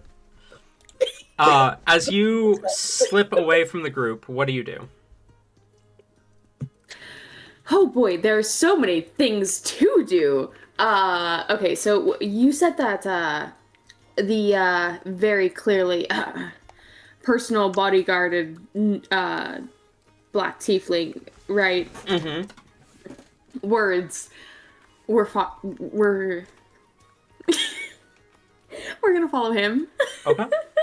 Roll a stealth check. Not trying to hide it. Oh, okay. Never mind then. Don't roll a stealth check. Well, actually, let me roll a stupid check. Actually, Roll a stupid check then.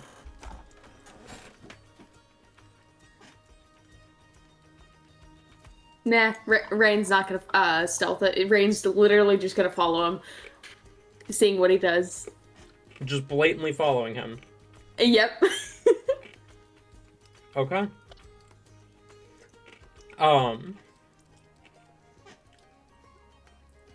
You follow behind the tiefling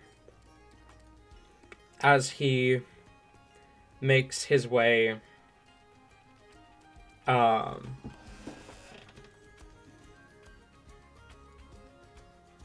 sorry, one sec. You follow the tiefling as he makes his way towards the main tent. Entering inside, you follow as he approaches, first glancing at the list of names who have already signed up, which, as you enter, is only 4 names. Alias Nightwing, Nectar Emerald, Azrael Gotska, and Ivinci. Yeah, whatever. I pulled a U and I made a name I can't pronounce. Amazing.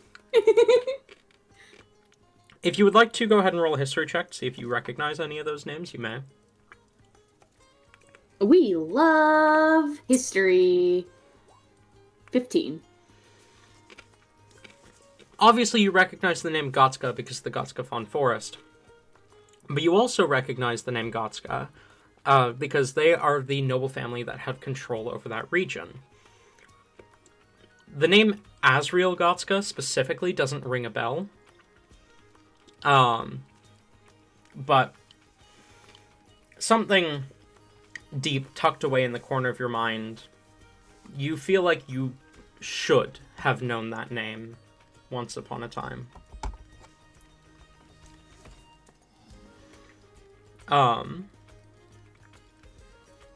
But you don't recognize any of the others. You see the nobleman approach the woman manning the board. The purple tiefling smiles as the two exchange words.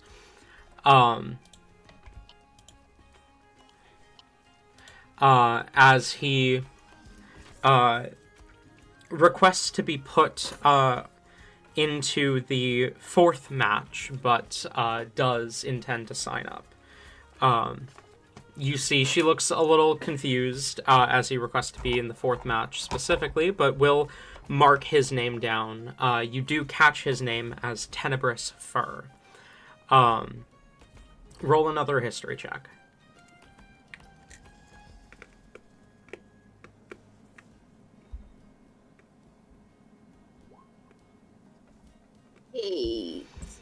Okay, but I recognize fur. God damn it, I recognize. You know what? Roll with advantage. Thank you, God.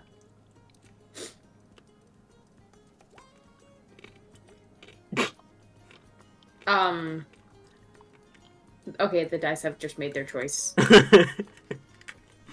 You just What can you do? 2 8s in a row. Yeah, what can you do? The dice have made their decision. You know the name Fur comes from folklore. Stories from the era of heroes, but you don't remember where specifically, and you don't know how that relates specifically to nobility. Furry beasts.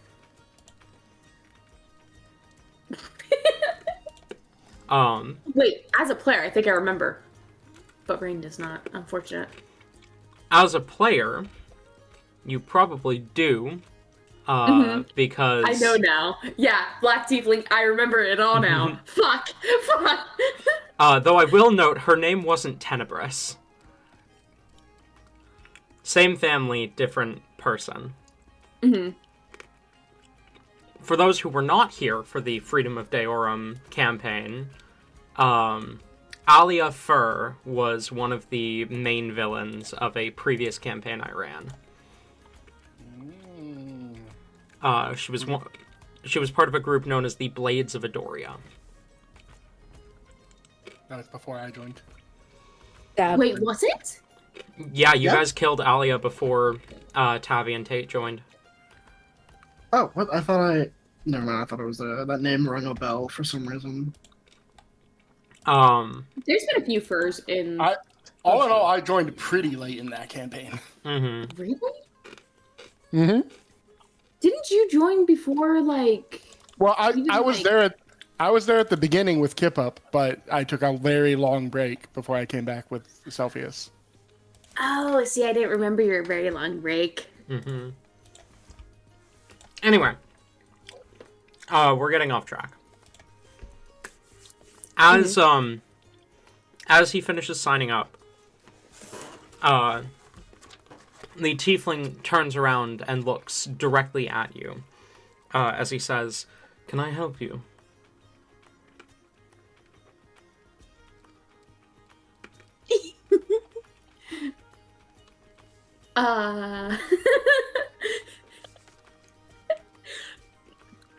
Rain will just kind of cross his arms and shrug. Maybe. Maybe.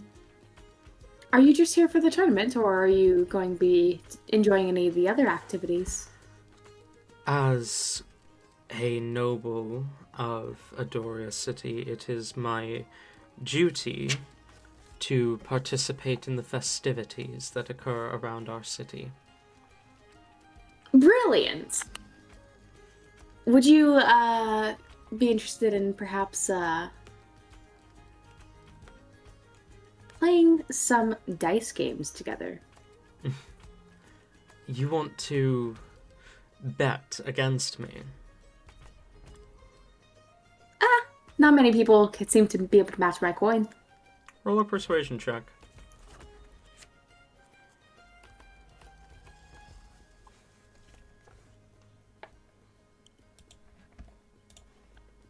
Oh, fuck you!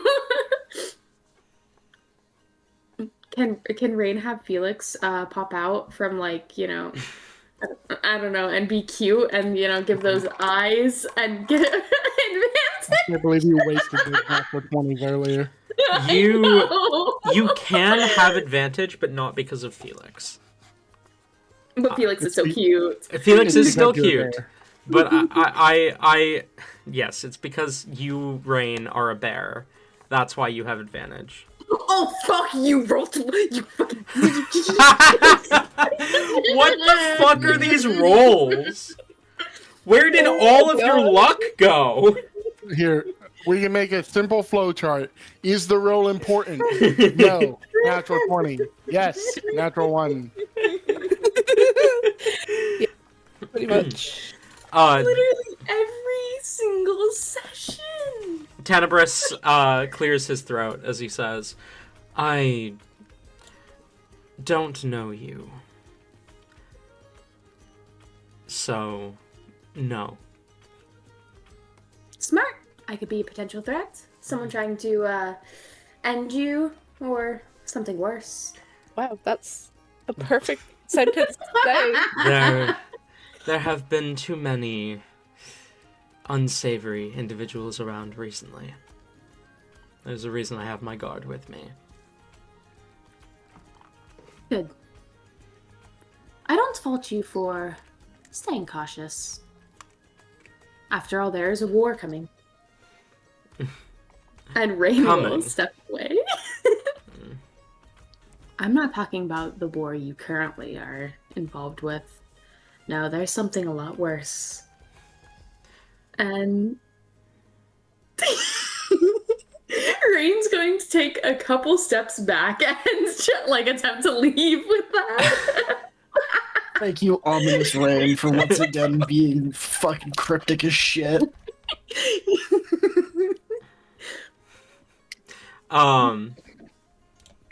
He gives you a bit of a smile as you slip away. Are you keeping an eye on him as you back off? Yes. You distinctly notice, as he reaches into a bag, pulls out a small stone, and speaks softly into it, before he gestures for his guards to follow, as he wanders off in a different direction. away from you. He's like, guys, there's some crazy fucking maniac at the festival.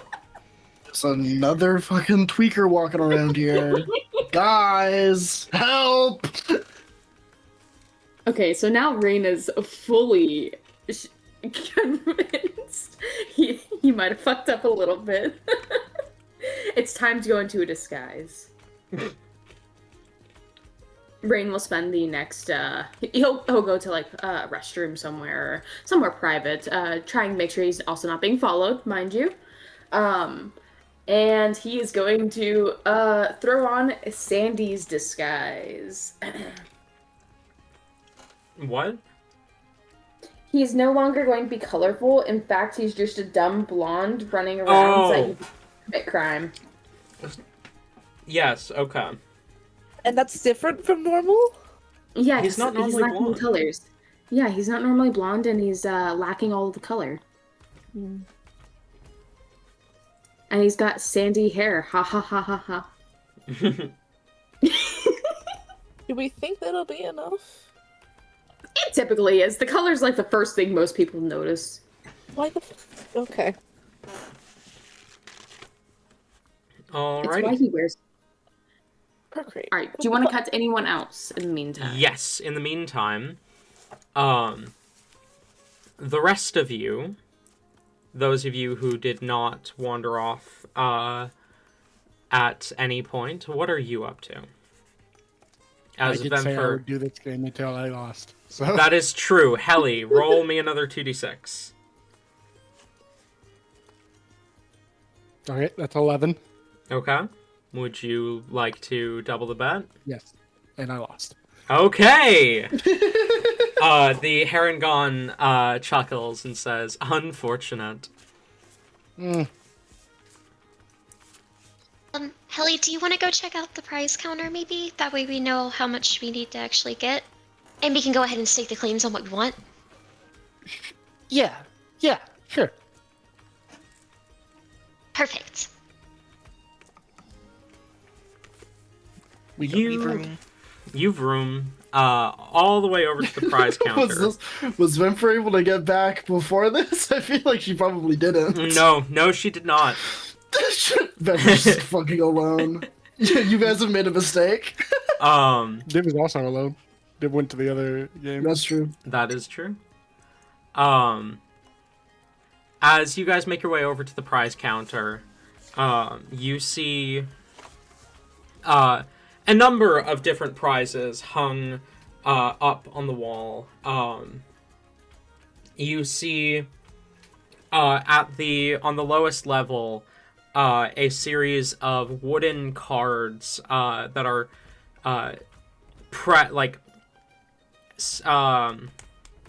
wood burned with the phrase "one free drink at Yield Tavern."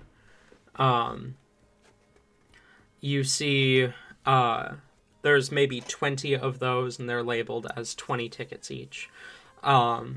You see a couple of balls, a couple of toys, just kind of small trinkets, statuettes of the Lily of the Valley and of Aspi Stardreamer. And as your eyes shift up towards the higher and higher prizes, your eyes land on what, at least Hellebore, you were looking for, a stuffed Displacer Beast, priced at 300 tickets. On the same shelf, also priced at 300 tickets, there is also a large stuffed Hellhound, about the same size as the Displacer Beast. One row down, priced at about 150 tickets, you see stuffed Abyssal Chicken, along with, standard animals as well, and the more typical cutesy creatures of this world. You see as well at the 75 ticket mark, a small stuffed, it almost looks like a stuffed brain, except it's got 4 legs, 2 in the front, 2 in the back. They're really, Oh really my cashing goodness, in. they are catering. As well as stuffed cats, bears, dogs, etc., etc. Any seals? Yeah. There's a few stuffed seals. Sitting about the Yay. 150 mark. See, the Hellhound is very cute. Is there only one of the Displacer beasts? No, there's a few. There's like 4 or 5 up there. Okay. And The you do Displacer notice a few boxes down below that seem to have extras.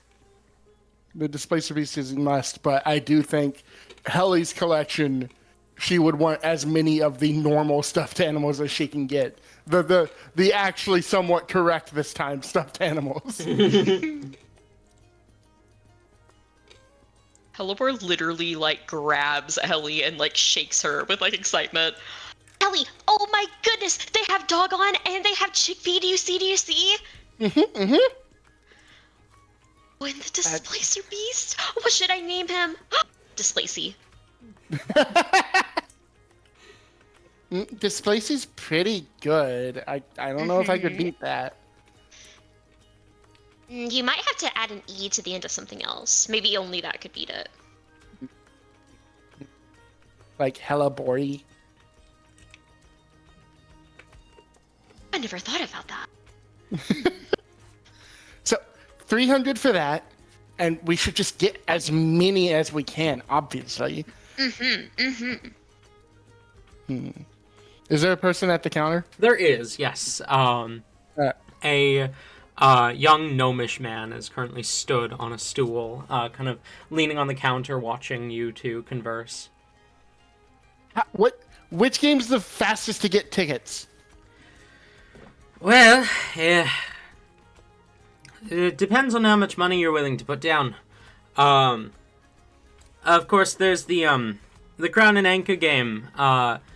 Is able to win you quite a bit of tickets. But if you're looking for something more skill-based, less luck-based, putting down some coin on the chariot races will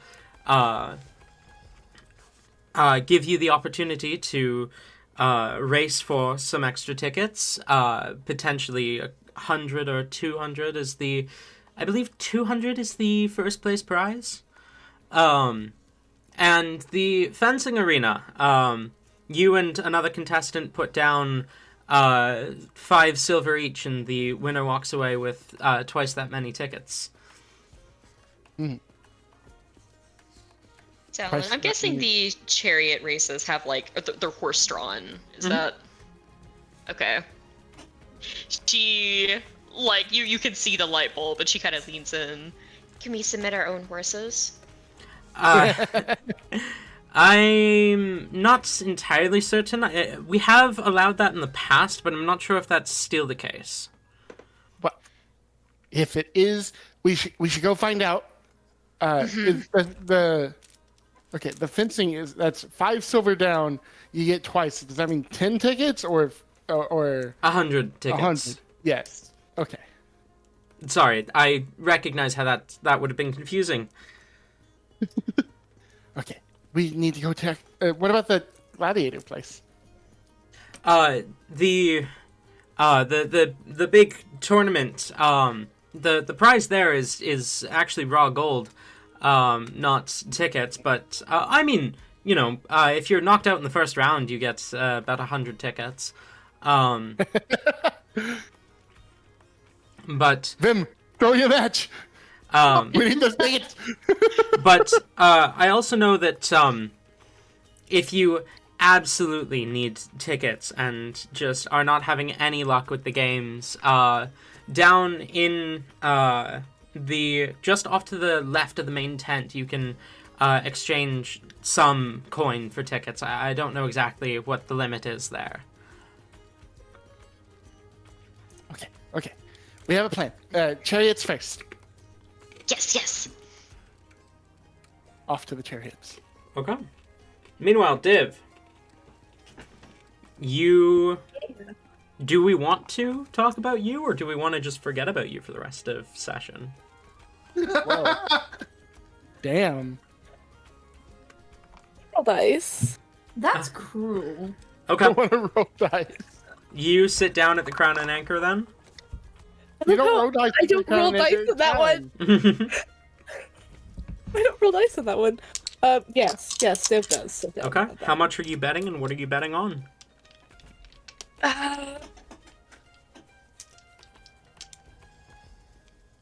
We're gonna be not as crazy as the others, and we'll just go with like 10 copper, and we'll put it on 3. Okay. If I cannot throw my dice halfway across my bedroom, that would be nice. There it is. Found it. 2 4s and a 1. No dice. 3's my lucky number, not yours. That's so cruel. Please let me borrow it. The kobold snatches up the copper. Oh, nice try. You want to go again? He just pulls out like a vacuum cleaner. Just nice try. Yeah, Div is gonna go again. They're gonna put another 10 on 4. Okay. You see as you put down another 10 on 4, there's a pair of children. They look similar in age, but not quite the same age. One is a human, one is a half-elf. They sit down next to you as you see one of them puts down 3 copper on the 3, and one of them puts down 1 on the 5. They watch excitedly as the kobold shakes around the dice, doing like a big circle around his face, and then tosses them into the center. And that is 2 1s and a 4, which I believe you bet on 4, correct? I did. I did. So you get, it was 10 copper? Yeah. So you get 10 tickets. Okay. Ooh, better luck next time, kiddos. There's 10 tickets for you. Would you like to go again? The children kind of excitedly set down another couple copper. Each of them putting down 2 this time. One puts 2 on the 3, one puts 2 on the 6. I don't want to like outshine the children here, but yeah, we're gonna put down 2 silver on the 4. Okay. That Lucky is number determined. a 4, a 6, and a 5. As the kobold smiles, we got 2 winners! He hands a ticket to the kid. He hands 2 tickets, sorry, to the kid who put 2 copper on the 6, and the kid kind of cheers. I got it! I did it!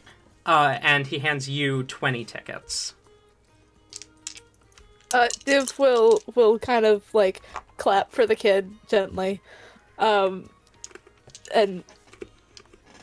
will pocket theirs. You see the kid who won kind of goes rushing off towards a adult human woman, kind of stood a little bit away and holds up the 2 tickets, and you faintly hear, "Mom, look, I got it! I got it!" The human woman kind of chuckles, and you faintly hear her say, "Don't leave your sister at the table alone."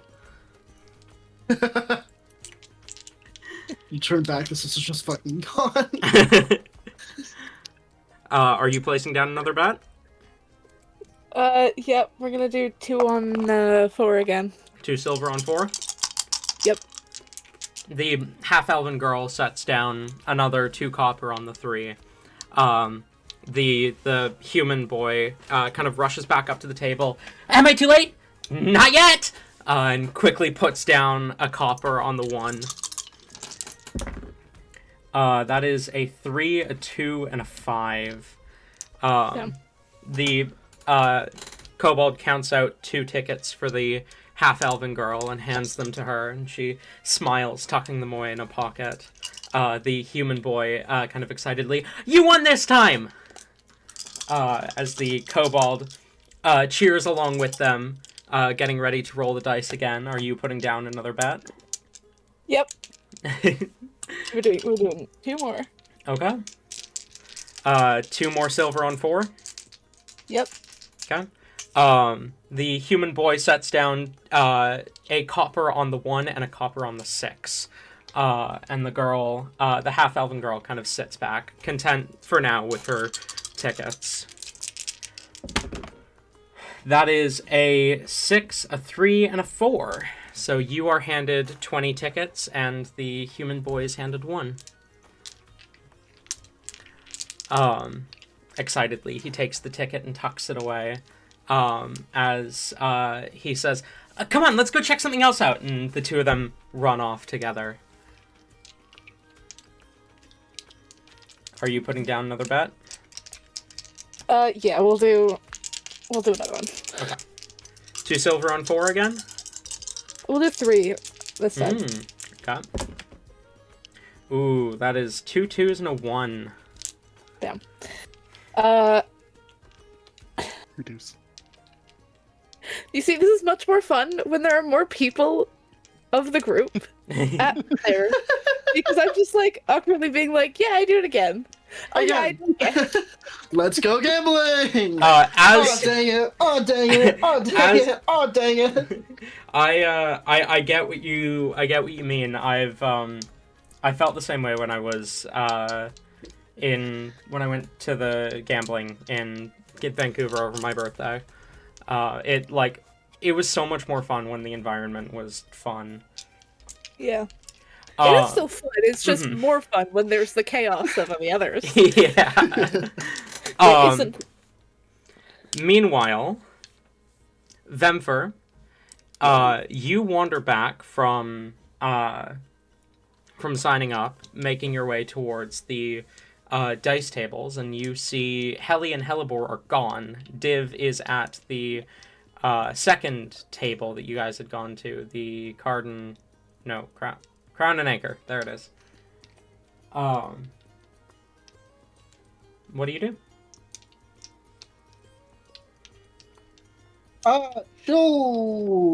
She'll walk over and sit back down next to Div, I think. Welcome back! I don't think Vimper went here. Oh. Hasn't been here. No, sorry. Welcome back. Who are you? Welcome! Having fun, Div? I mean, yeah, but not gonna lie, not as much when everyone disappeared. Where did the other two go now? I was about to ask you that same question. Oh my gosh, they were... I didn't see them leave. They were over there a second ago. By a second ago, I mean probably not. I wasn't actually paying attention. Fair enough. I don't know where Rain went either. But he went stalking, I think. Like a cat chasing a bird. I'm sure we won't hear about that anytime soon. Yeah, like I said, we're either going to... David's gonna put another 2 on 4, because that seems to be working. The kobold looks over to Vemfer. Do you want to place a bet? Sure, why not? How does this one work? You bet on one of the 6 numbers. See the 6 numbers? The 1, 2, 3, 4, 5, and 6. And however many copper you put on there, for every time that number comes up on these 3 dice, you get that many tickets. So if you put down 3 copper on the 6 and I roll 2 6s, then you get 6 tickets. Vemper looking at the clearly silver placed on the. She'll put a couple she'll put 2 silver on 3. I think we're gonna give our 3 luck a shot. You gotta do it at least once. We got some big betters at this table. Alrighty. Oh, that's cocked. That is a 6, a 5, and a 1. Ooh, no winners! As he snatches up the silver, tucks it into a box. Alright. Want to place any more bets? We're just gonna do it again. They're bored. I think Vemper will abstain. Okay. Just 2 silver on the 4 then? She's had her fill of gambling. Fair enough. A 2, a 5, and a 1. Div's gonna like chuckle. Well, I guess that's the sign for me to stop at this point. Do feel free to come back later if you want. You know, I might do that. Should we go see if we can find the other 2? I don't think we'll find Rain. Probably not. Yeah, maybe glancing around. Might do the trick. I did say before I left them to their own devices that we would probably find Rain either naturally or tomorrow in prison, so. Yeah, that does seem to be the trend Yeah. with him. As far as I know. Of course.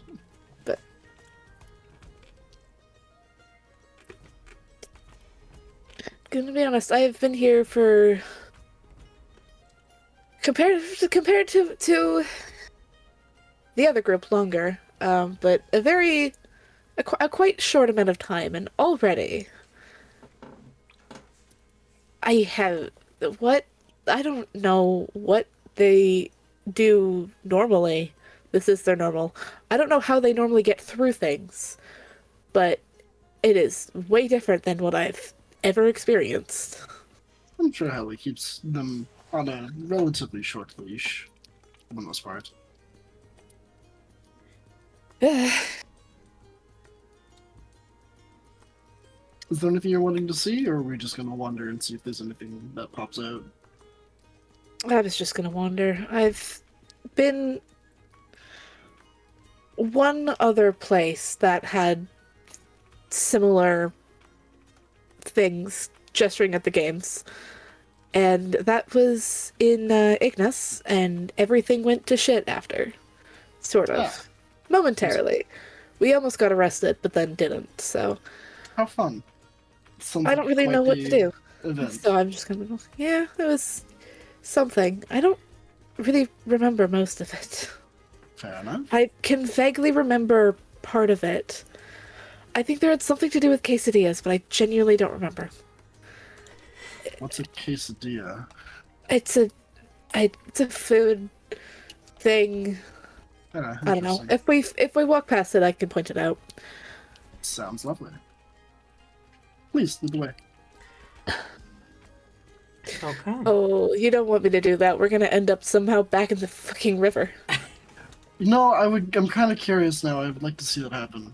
Please. By all means. Meanwhile, speaking of Rain, what are you up to? Give me just a moment. Oh, okay. Rain dies. Again. And I'd How long of a moment do you think she needs? just say just a moment. So True. Not all that long. Okay, sorry. No, you're good. I was guys, I'm teaching kids Marvel Rivals. Oh no. While we're The having corruptions. session, No. Kind of, but like not like during session, okay? I was just simply coaching them a little bit on like things, but it's fine, okay? I'm not like busy. I'm paying attention to session, okay? week. Rain's not going to prison. Surprisingly. So speaking of which, now that Rain's finished that instance, and now that he's disguised, Can't reach. we're gonna go invisible. okay. And well, God, you know what Rain's after, what his target is. But he doesn't want to take the entire box, okay? Okay. He just wants to Do me two favors here. Go ahead. Roll a Lots of stealth rolling check, here. add advantage, and a perception check. Okay. Oh god, he's gonna get arrested. It'll be fine. Probably, maybe, slightly. We'll see. Might be fine, but he might also just he might be fine in jail for the night. Stealth at advantage? Yes. Damn. Thank goodness. 6 is not that An advantage. 21. 21. 21. 21 21. Okay. for the stealth. Do and you then perception. only have a +2 to stealth? Yes, and I've always Yeah. phrased it as it's his boots. remember that he is a wizard, not a rogue. That's true. Shockingly, I always thought that he was a wizard rogue, but no, he's not. He's a wizard No, warlock. he's just dumb. He's a war wizard, if you will. No, he's a wizlock. Wizlock. Wizard. You I'm guys calling him a wizard. make me shake. Okay, perception. Mm-hmm. Not good. 7. Okay.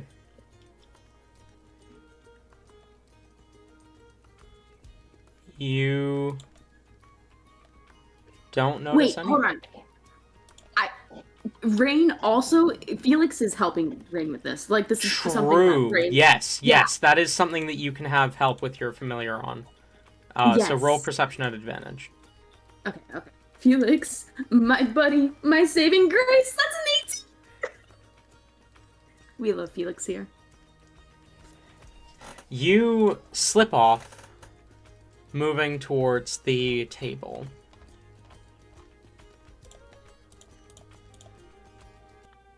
When you notice something that catches your eye. A pale-skinned woman with black hands and a mask covering her face. She's dressed in a cloak, but it's just hanging off her shoulders. It's not covering her. Clearly a cursed one. Her eyes are not fixated on you, but she does watch the carnival from the shadows. Her her blackened hands crossed as she watches people come and go. You can't make out her face. And you don't know what they're doing here. Rain is gonna have to roll a stupid check. Okay. Here's our stupid check. Okay.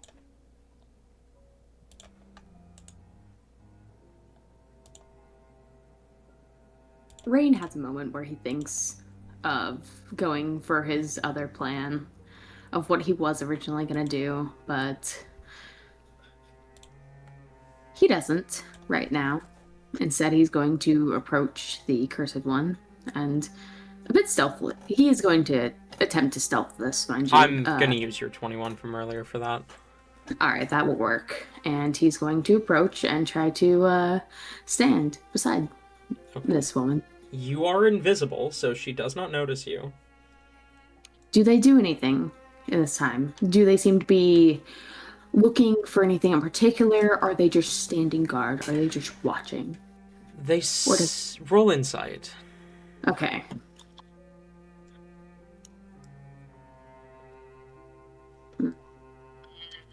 Three. Hard to tell. She definitely seems to be scanning the crowd, but maybe she's just watching. Maybe she's looking for something in particular. Maybe she's guarding something. You kind of try and look behind her. You don't really see anything. She's kind of leaning against a tree. Kind of be hard to guard something from here, you think? Fuck it. Rain's gonna put on Bates' mask and make himself visible. Oh, From okay. behind. Oh, damn. He's gonna, mind you, while standing behind her to try to, jump scare her a little bit. Yeah, because that's a better idea than just, oh no. You put on Bates' mask and you drop the invisibility. She does not immediately notice you. Do you say anything or do anything? Oh, Rain's going to lean in, and what does he say? Ooh. Before he turns visible, he would definitely think about what to say, okay? Yeah. Real estate. It's free real estate. Leans in, I'm here to talk to you about your chair. It's extended warranty. No, because there are so many good things to say, but I'm not going to say something like that, Tate. Oh gosh. I had it earlier, I just can't remember what it was. as Rain is thinking about what to say, you do see, you do notice she seems to be scratching herself quite a bit, Okay. like scratching at her arms, her forearms. Get some Vaseline for that. Rain is going to lean up and softly say in her ear, "This is a fun little festival." She seems to startle slightly, but kind of turns until she sees the mask and then looks back out over the crowd as she says, "Indeed, I itch to draw blood." Oh my god.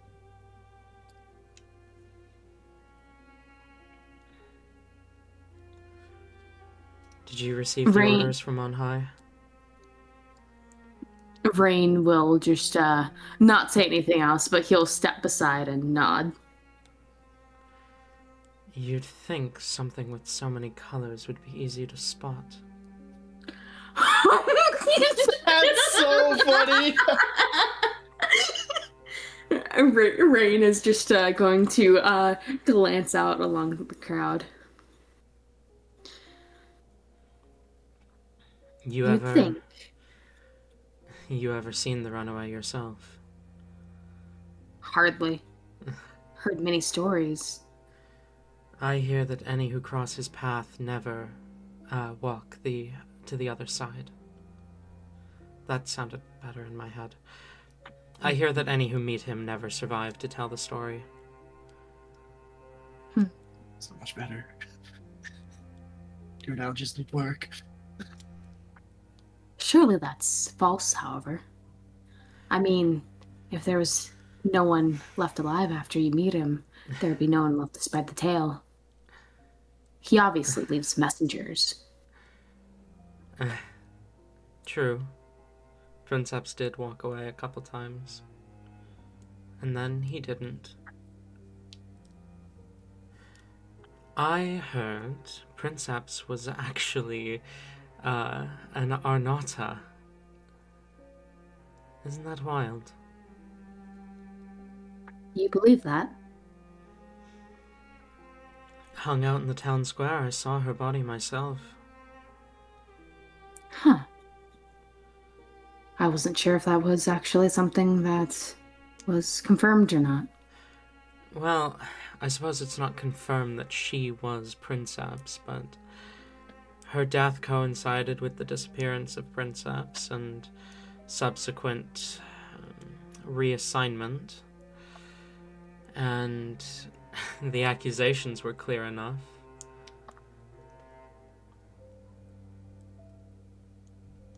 I guess it makes sense, unless they were trying to hide something. You never know with them. He's a tricky one. Indeed.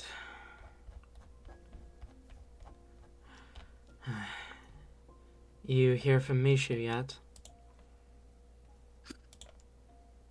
Not yet. Fucking bastard assigns us to watch over this carnival, tells us to keep an eye out for some rainbow freak because he might show up, and then goes silent. Not much luck on your end then, I take it? Been standing here half an hour, haven't seen him yet.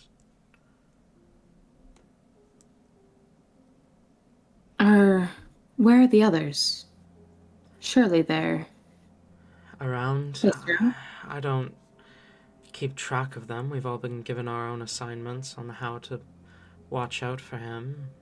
You know how information is.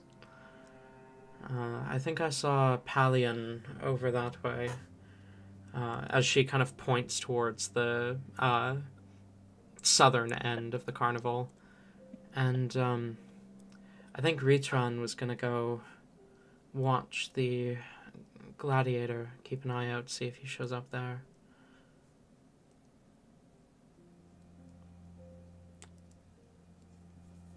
Do you think he will? Actually show, that is.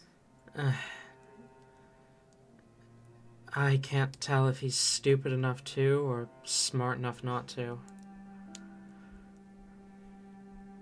I don't think anyone knows what he's thinking half the time. I doubt Why he even is- knows. Ain't that the truth, brother? The idiot's on the run from one of the most powerful organizations in the world, and he chooses to build a criminal empire. Takes a special kind of stupid. She scratches at her arm as she says, I just wish we weren't specifically told not to kill him.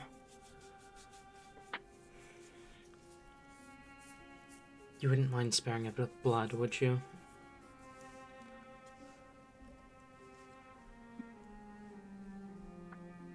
What's ails you? Fucking Crest, what do you think? Rain. Oh, stupid check time.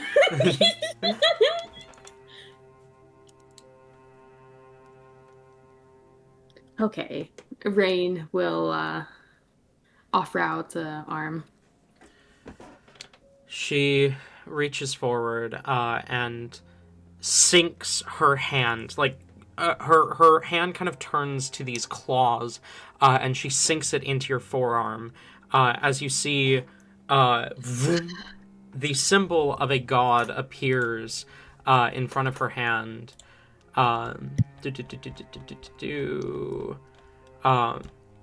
The crest that appears bears the symbol of a sword with a drop of blood, the symbol of Ava, goddess of blood. As you begin to bleed, but instead of your blood dripping down anything, the crest seems to pull it back up into her arm, and it kind of pumps into her, and you see the blackness recede towards her hand. After a minute, she kind of pulls out from the wound and reaches into her bag and shoves a healing potion into your hand. Rain visibly shudders when this happens and does not look at the operation as it happens, waiting till it's over. You're lucky they saddled you with... She kind of holds up a hand as you see, for a moment, your own crest appears, but it fades almost instantly. Nola.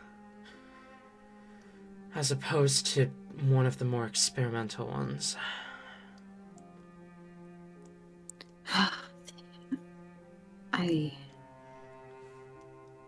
I'm just glad to be here at this point.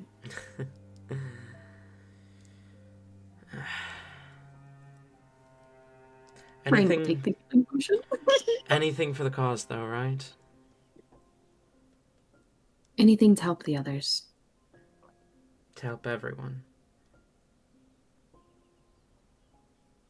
Aye. Rain will drink the potion. Okay. So you are... you're down 8 hit points, and then the potion is going to be 2d4 plus 2. Okay. We didn't ever have a long rest or anything, right? We are still damaged from fights. Not in the last few sessions, no. Okay, so... this is not gonna be good if we get into another fight, guys. Didn't we have a long rest in the grove? Yeah, we Oh, slept we overnight. totally- Yeah, You- we had you are- the... yes. Warm. Yes, you're right. Yes. Oh, right. Yes. Let's say... Because Ellie's things are reset too. Yes. Don't mind me, I'm just a little... Okay. And then it was 2d4, 2d4 plus right? 2, yeah. Alright, let's roll them dice. Ooh. 5. Okay. We're only down 3 now. That's not too bad. Not too bad. Not too bad. She kind of sighs. She shakes her hand a bit. I just wish we didn't have to hurt so many people to save the world, you know? They have conscience? Wow, that's new. Rain will look at them and nod. I mean, surely there are other ways. Not that we could do. Not something like this. A curse created by bloodshed, ended by bloodshed. Do you truly believe that's the only way? The only way To stop the oppression of Cress is to make sure everyone has one. That kind of advancement requires sacrifice.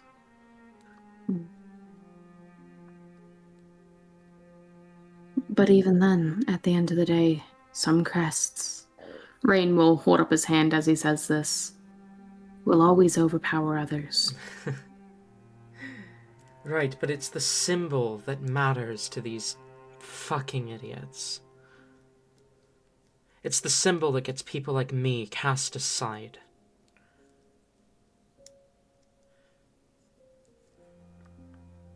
The mark of divinity. Born without a blessing and you're just fucked. I think the way people work is they will always find a way to create differences between each other. There will always be those people who look down upon each other. Maybe, yes, but between this and the Duke of Shadows, we might actually be able to make a damn change for once. Thousands of years, people with crests have held power over those without. People born without crests have been cast aside just because they don't bear some meaningless mark. And all for what? Some ancient dead heroes that may or may not have been protecting humanity? Or protecting mortality? Those with crests should always look to protect those without. If only that was the case, though.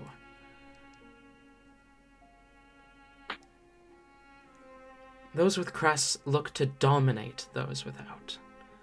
Don't get it twisted. I mean, I've seen some people who aren't like that. You'll always have the bad eggs, but there are some good ones out there. Some good ones don't change the fact the entire system's controlled by it. So change the system, not the world. Exactly. What the fuck do you think we're doing here? I know. What do you think is the point of the Duke of Shadows?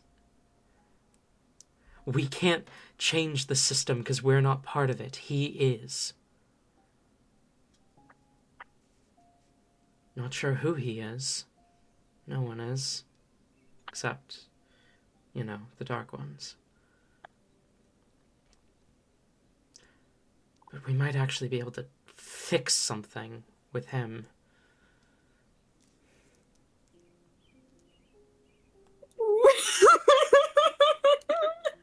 I'm gonna make another stupid check.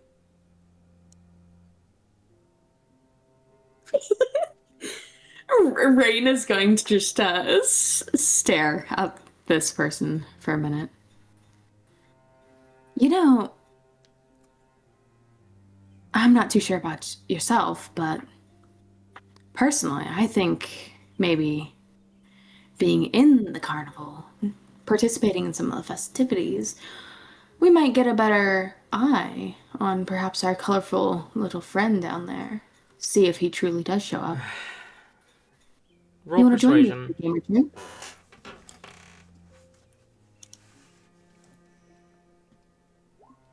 two?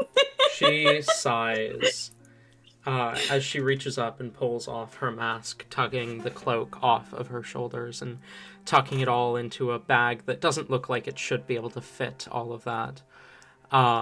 You see her body is covered in scars. Her pale skin and crimson red eyes are slightly unsettling to look at, and her long white hair falls loosely around her shoulders as she says, I guess he would be looking out for masks, wouldn't he? If he's even smart enough to notice. And Rain will also remove his mask. Ooh. Jesus Christ. But he's got different colors. He's got different Yeah. colors, so here's the real You are not... And you did specifically hear her say that she'd never met the runaway before. That is also a 4 on insight from her. God damn. Jesus Christ. As she nods and says, "All right, we can play a few games, but don't get it twisted. We are still playing the surveillance game here." Of course, we're working, but we can still have fun while we're working. And Rain will kind of give a little bit of a twirl, and he'll just say, "First game of ring toss is on me." All right. I don't think I've met you. Aelin Arena of House Arena. Aelin. Huh. I think I've heard that name before. Can't recall where. Name's Melody, and Rain will hold out his hand to shake. She smiles and takes her hands. Typically a feminine name. Should I refer to you as such? Dealer's choice. All right. Fair Yeah, enough. not. Yeah.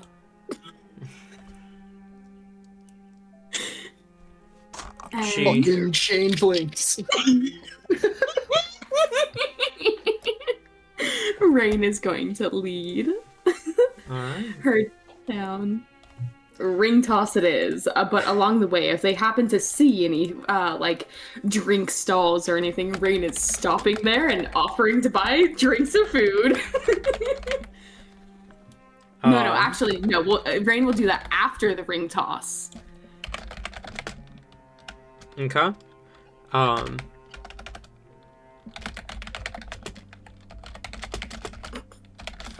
One second.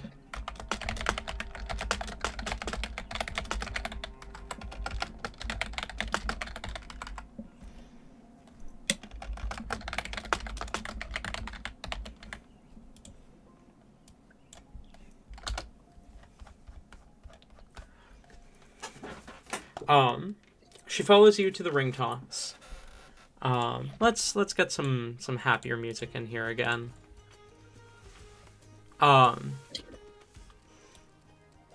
As this cursed one follows you to the ring toss game, the carny behind the counter, a Leonin man kind of smiles. "Oh, welcome! Come, take a seat. It'll be 1 copper for 3 rings. If you get a ring on any of the outer bottles, that's 1 ticket. A ring on any of the middle row bottles, that's 2 tickets. And on the center bottle is going to be 3 tickets."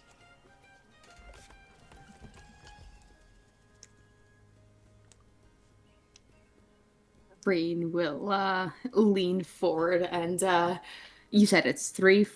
How much copper for? 1 3 copper rings? for 3 throws. Okay. Rain will pull up 2 copper and slide it over. He takes the copper and will set down 6 rings. Aelin kind of looks at you and will begin to grab 3 of them, but like you see in her eyes, she's kind of asking you for permission. Rain will give a smile and nod, grabbing the other 3. Okay. So, you have 3 dex-based attack rolls to make. You are not proficient, so it is a straight dex roll. Okay. And there are 3 DCs, effectively. If your attack roll beats none of them, you miss entirely. If it only beats the lowest one, then you get the outer ring. If it beats the lowest and the second, and the middle DC, then you hit the middle row. And if it beats the highest DC, then you hit the center bottle.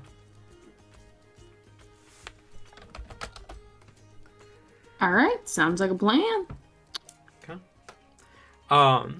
So go ahead and roll me 3 attack rolls. And while you're doing that, Div and Vemfer, where are you guys off to? I wanted to pull up so bad. I wanted to pull up so bad. I wanted to pull up so bad. Div's just kind of walking around, looking at things, not really having an aim of where to go, just meandering, keeping their eye out for the other three that kind of vanished. Okay. As you wander, you see the ring toss booth where there's a few people tossing rings. Do you want to participate? Don't dangle this in front of me. I will make Well, things that so much depends. worse. That depends, God. I may be misremembering, but I don't know if I fully am. Does Div recognize any of them? Roll a history check.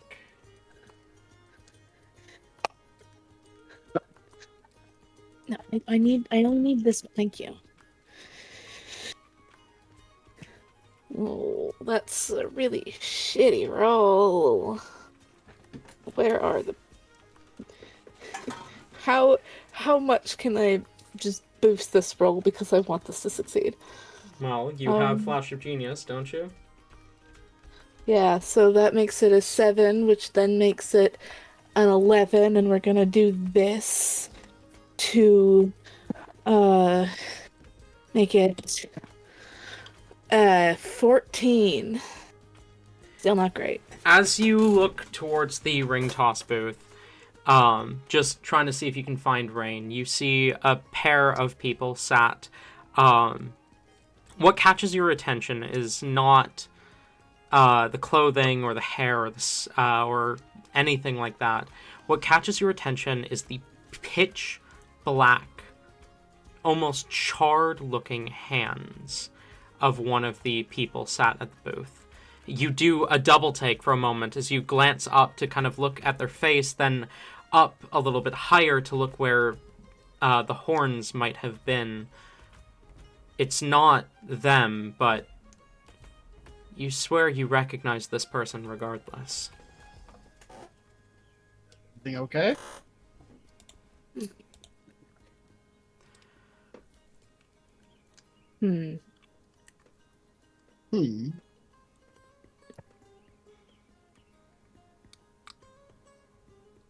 I can't quite place it, but do you see the one whose hands are fading into black? For sure. A little hard to miss. Yeah, I can't place where, but I believe I've seen them before. And this isn't one of those, memories of past. I mean, as Div, we have seen them before. I just don't know where. You want to get a closer look? I'm down. Throw a little friendly competition on the way. Might as well. Fair enough. Jeffrey's gonna start walking over. It was gonna follow. Okay, Rain. Let's make it worse. Let's make it worse. Oh no! Rain, wait, what were hold on. those What's attack going rolls? on? Okay. on our For way. Rain, the first one was an 11. Second Miss. one a 17, Middle row. and last one a 4. Miss. Okay. Bad miss. You get 2 tickets. As the Leonin kind of, hey, you hit something at least, and he sets down 2 tickets in front of you. Dang, you'd think I'd be better at this. And Rain will just flash a smile to Aelin. his companion. Aelin confidently grabs one of the rings and throws it and completely fucking whiffs it. She sighs and grabs another ring and more carefully tosses it and manages to land on the middle row. Takes her third ring and throws it and manages barely to get it on the middle bottle. She kind of smiles a bit, and the guy counts out 5 tickets for her and sets him down. Hey, you beat me. Good job. I suppose I did. Her head is still on a swivel, however. As you offer to play again, she shrugs and says, It's a pretty central area. Might as well keep playing. Rain will take a glance around and pay up a couple more copper. Rain, as you take a glance around, you see Div and Vemfer directly approaching you. Rain.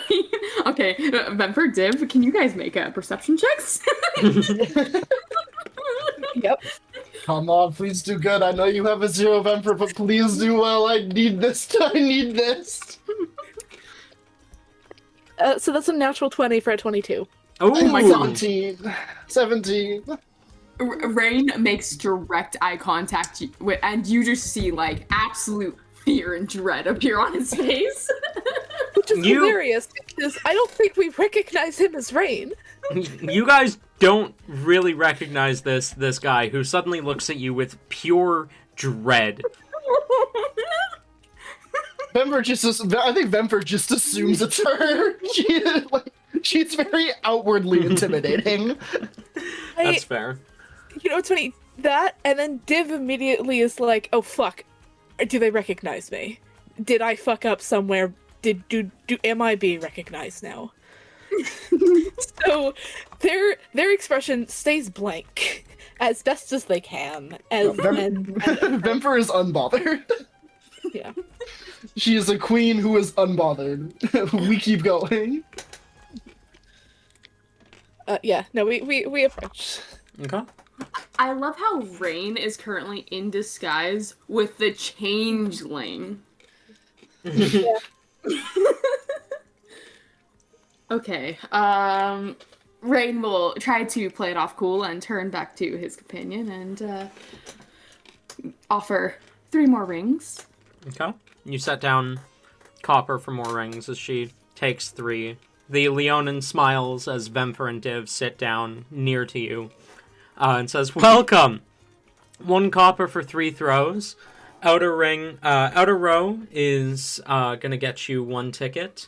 Middle row is going to get you 2. And center bottle is going to get you 3. Simple Div will place down 2 copper.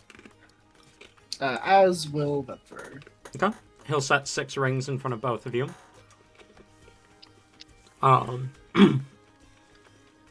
As he gestures towards the bottles, Aelin does glance at Div briefly, kind of tilting her head slightly before she grabs her rings and is going to make her throws. Rain, go ahead and roll 3 dex checks. Rain will also glance at Aelin, and when they tilt their head, Rain will do the same, almost in mimicry. Bit curious, but then he'll also do his throws. Thanks. Okay, not fantastic. Those will be a 20, a 5, and an 11. 5 and 11 both miss, but the 20 does hit the center bottle, as you are handed 3 tickets. You see Aelin picks up her rings and throws. 2 of them miss, 1 of them lands on the outer row. She seems slightly distracted by the newcomers. Div and Vemfer, if you guys would like to make 6 dex checks each. Yeah, dude. Are either of those 2 speaking at all once Div and Vemfer approach? Rain will try to break up the silence a bit and just say, "Lovely throw." Thank you. Sorry, She lowers her voice a bit as she says, "I think I've met one of them before." Is it loud enough for Div to hear? Roll I perception. was about to say, can we eavesdrop a little bit? Yeah, both of you roll perception. So, real quick, you said just dex checks. The first 3, because I had 3 dice in front of me, were 12, 13, and 21. 12 and 13 both hit the outer row, and 21 hits the center bottle. So you are given 5 tickets. Would it be 5 or would that be 6? No, that is 5. Never mind. I did math incorrectly. Okay. Cool. So there's 5. Get it all the way. 19! Let's go! Ooh. You Let's do. go! 21! Let's go! We in it! You both hear her mutter that. Okay. Now, third question: can I recognize the voice now? Can I use the voice to try and place where I fucking know this person? Roll another history check. Do we recognize Rain's voice? I imagine it's changed through changeling stuff, but like I'm just. Rain's asking not for a this information. changeling. I thought right. Yeah, Rain's not a changeling. I feel like every game I've played with you, you've been a changeling, so I just assume that's what you're What? playing. I've only been a changeling once. My I know. Yeah, but I it was know. a very influential time. It was a bit. Avalon is like a very staple character of yours in like the forefront of my brain. Thanks. Is I love Rain it. disguising his voice? I definitely feel like he's not necessarily like heavily disguising it, but he's definitely giving off a little bit of an accent. Roll a performance check then. That's an 18 on history. Okay. And then both Div and Vemfer roll insight checks. Okay. 15. 17. I feel like. Oh gosh.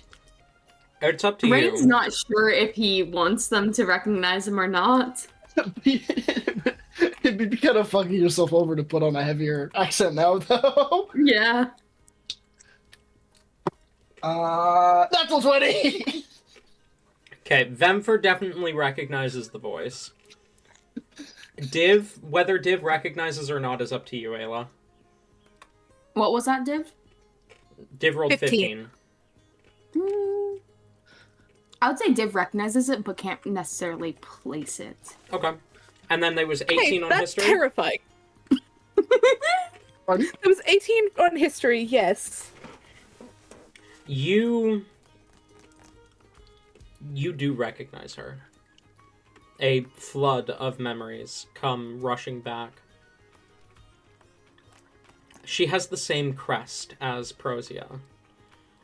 She spoke to Prozia. There was some sort of deal or agreement or something. You don't remember the specifics. She showed up again, you think. Most of it is blurry. But you do remember that mask that she wore.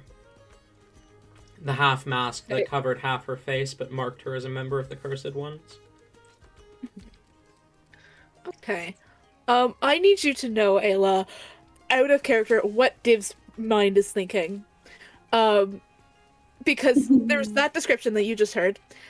And I was told that Div recognizes Rain, but can't place why. So Div's immediate thought is, oh fuck, is that Prozia?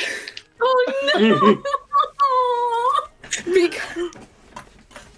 To which they're still not gonna say anything. Because they don't care. But, like... Why is Pain making a revision here, guys? I don't know. I'm going to I'm going to state now that because of the flood of memories and Div trying to act natural, I'm rolling one of these at disadvantage. Okay. Because I still have 3 more of these to make. Fair enough. I haven't even done mine yet. Yeah. Then for 6 dex checks from you. Okay. Of course, there's the highest one that I need to re-roll with disadvantage because I picked a die. So 14, 19, and 23. For the first 3? Yes. 14 hits the outer row, and 19 and 23 both hit the center bottle. So you are handed 7 tickets for those 3, but you have 3 more. Yep. 14, 19. Outer row, center bottle. So another 5 tickets. How many total was that, sorry? 12. 12. And then Div, your last 3 were? 13, 14, and 17. Outer row, middle row. So you are handed 4 tickets. Not bad at all, Div. How obvious is the change in tips? Hold on. How... Change in Div? Like, I don't know, from realizing everything.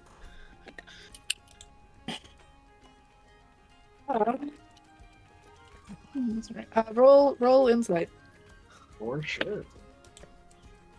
4.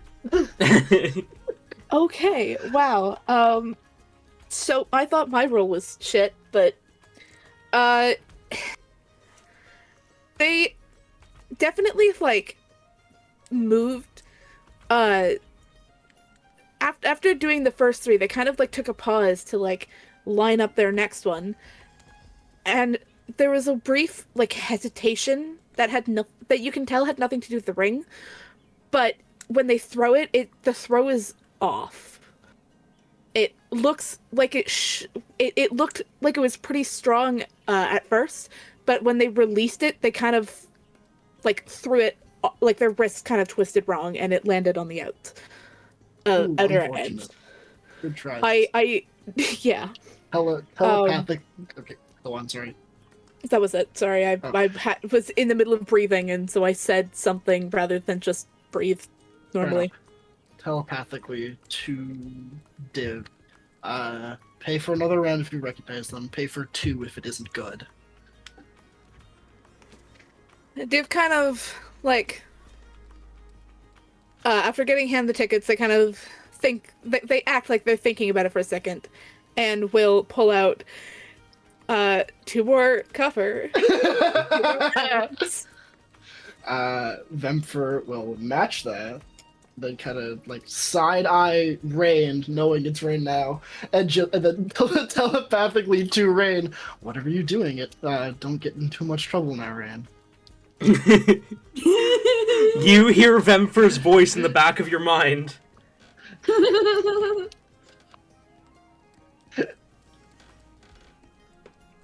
So do I need these out again? Ew. Then after a couple seconds to Rain again. There's a Dev definitely recognized who you're with. I'm suspecting there's a chance she might have recognized them. So we're gonna get out of here with this. Whatever you're doing, please don't get caught. We don't need to bail you out now. I have a fight in like 30 minutes. Oh my god. I'm getting combat during the fight. Especially because Hellebore can't go in that tent. Oh my god. Because of the tadpole. Yeah. Oh, this is problematic. Anyways, Div is paid for the next couple rounds, so I started rolling. Okay. Same. Yeah. That is a 5, Miss. a 15, and an 18. 15 is the middle row, 18 is the center bottle, so you are handed 5 tickets. Okay. First 3 is a 6, 8, 19. Miss, center bottle, so you're handed 3 tickets for those 3. Okay. Second one is going to be 15, 21, and 21. Middle row, center bottle, so you are handed 8 tickets. Hell yeah. 8, 12, 21. 8, 12, 21. Yes. Miss, outer row, middle bottle. So you are handed 4 tickets. Power. As Aelin sets down a pair of coppers and will slide 3 rings towards Rain. As she slides it over to you, she kind of taps a bit on the desk. Roll an insight check.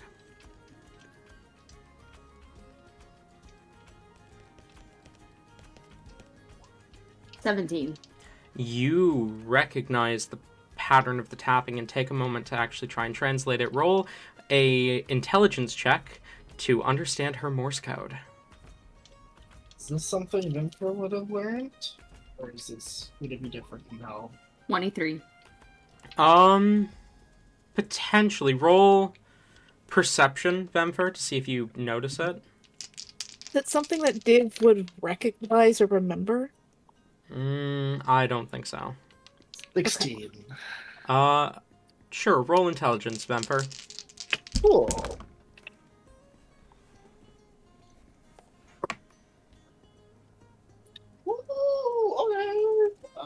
this like an intelligence? Yeah, it would be intelligence. Yeah, check. intelligence check. Okay. 22. 22. Okay. You both recognize the word that she's tapping out. She tries to make it look like she draws attention to it when she slides the rings to Rain, tapping out the first letter, which is S. But then will kind of pick up her own rings with one hand and just kind of tap with the other, trying to make it look like she's fidgeting, as she twirls a ring around her hand, staring at the bottles, trying to make it look like she's thinking. But she spells out the second letter, H, then the third, A, the fourth, D, then a space, and then C, H, I, L, D. I'm not good with audio words. Can you please write that out for me? I tried. I'm pretty sure I had an A in there. Like, I'm pretty sure there was also an F. I know there was an S and an H.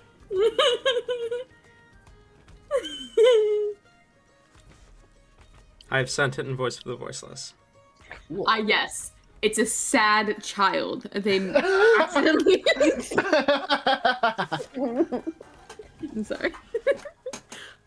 Div is in fact a sad child. Sad child, actually. Actually, hang on, wait. No, it's a typo. Shit. Okay, no, sorry. That's more... There's a way she could have done that, with less letters. First letter would have been an F. And then as she was fidgeting, ILLUM. Oh, fuck. That name means nothing to Vemper, so she discards it. At least I don't think she would recognize it. Wait, No. hold on. I, as a player, know what that name means. Does Rain? Rain can roll a history check. Yeah. As a player and a character know what that name means. That name Viv could- doesn't know it's being spelled. I mean, I do think Vemper would mention it because it's being done suspiciously.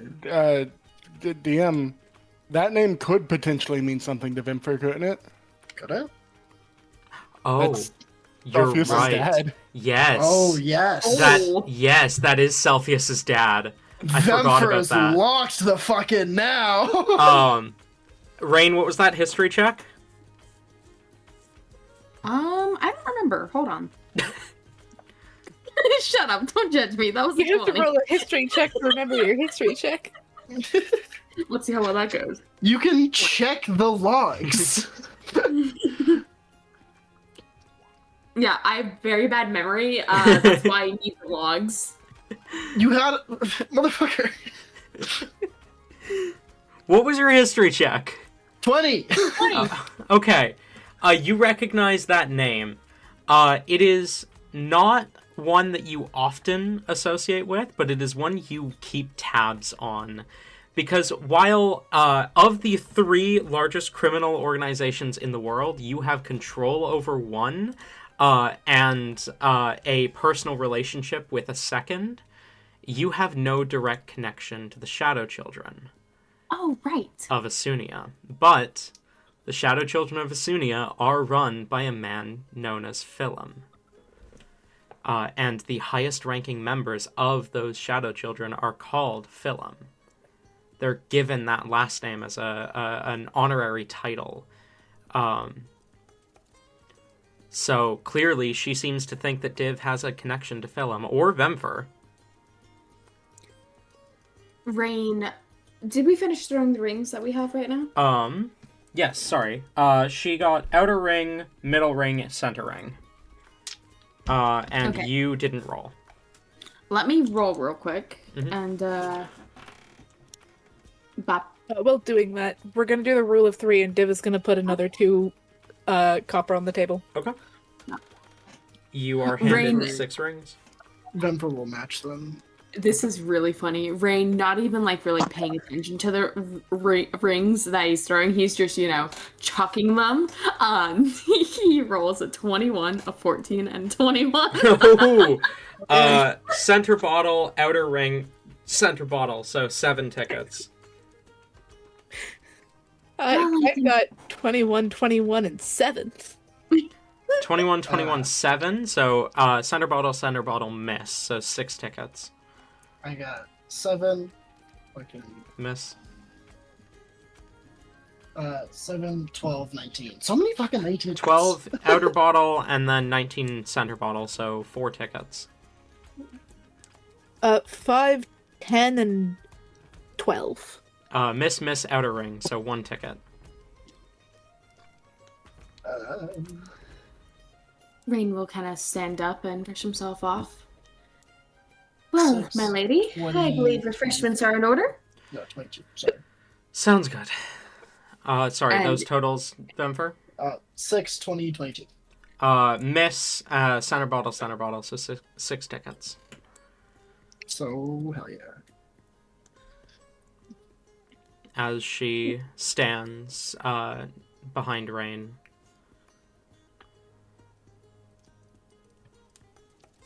And Rain will fall back, will fall next to her and kind of hold a hand out, looking at his own hand, like trying to be like, hold my hand, let's act more natural, and let's not act like we're idiots. She'll take your hand. Lead the way, Melody. And Rain will approach a vendor, some place with like food or drinks that looks like they're busy, occupied, yeah, whatnot. As he's leaving, one last message. I hope you know what you're doing. And then to Div, something serious is going on here. We need to be on guard. Rain's getting involved with some stupid shit right now. Div kind of like coughs and goes to turn to you to speak actual words, and then hears Rain and kind of stops, tilts her head a little, and kind of blinks at them for a second before quietly muttering, "That was Rain?" You didn't notice? No, not exactly. I recognize them, and given who they're sitting next to, I thought it was an old changeling I knew. It very well could be at this point. She Morse coded, or she tapped a last name, Philip. Does that mean anything to you? Oh, that was last week. Let's see if it's changed this week. It has. Okay. Div thinks for a minute.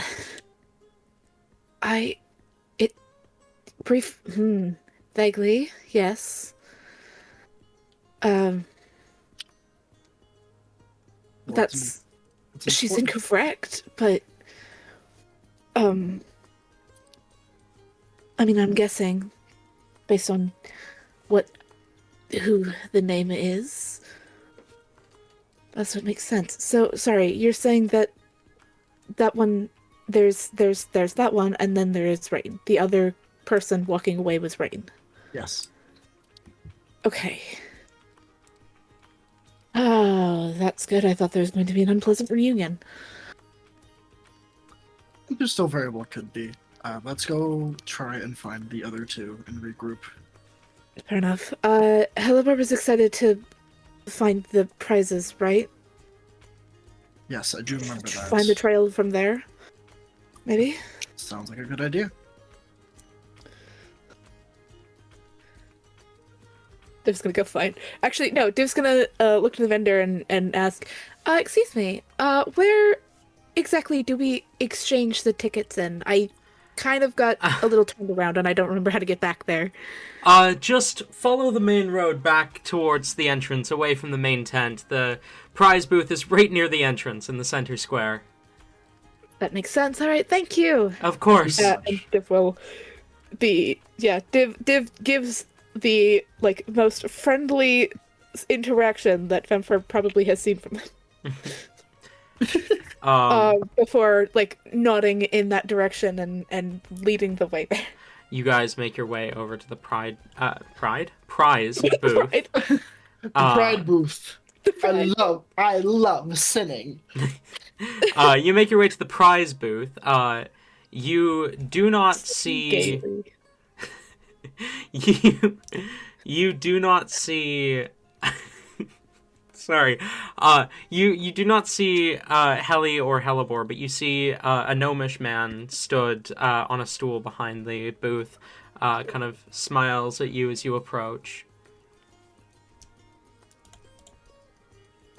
Hello. Did a pair of small did a smaller cat lady and a impish looking girl walk through here recently at all?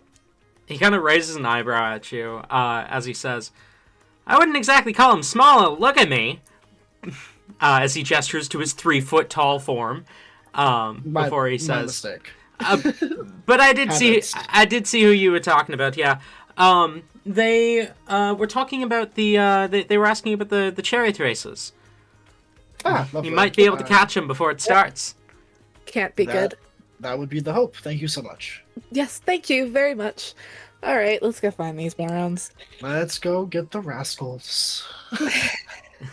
As you guys wander off, Rain, you take Aelin towards the drink stand. They're selling various fun drinks. Some a lot of iced drinks. A lot of fruity drinks. Some with alcohol, most without. This is a family-friendly event, after all. Rain will definitely pick something very fruity, and he'll what? I thought I muted, so I started laughing and realized as I was starting to that I was unmuted, so I hit the button and cut myself off. Rain will pick a very fruity drink for himself, and he'll turn to look at Aelin. What's your fancy? Pick your poison, if you will. She glances at the drinks and then kind of nods towards a drink called the Sweet Sanguine Savor. As she says, "I'll take Sweet Sanguine Savor there." The drink tender nods and will hand her the drink and will request about 3 copper from you for the 2 drinks. As she takes it and sips it, kind of letting the taste roll in her mouth for a moment, she says, "You know, I feel like my skills would have been better used in the crest hunt than this, but..." Probably, to be honest. At least this way I'm helping people, not hurting them. Well, I believe there are many ways to help people, after all. she shrugs.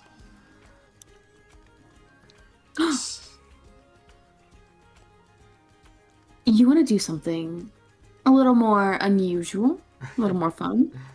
Look at me and tell me I'm not interested in the unusual.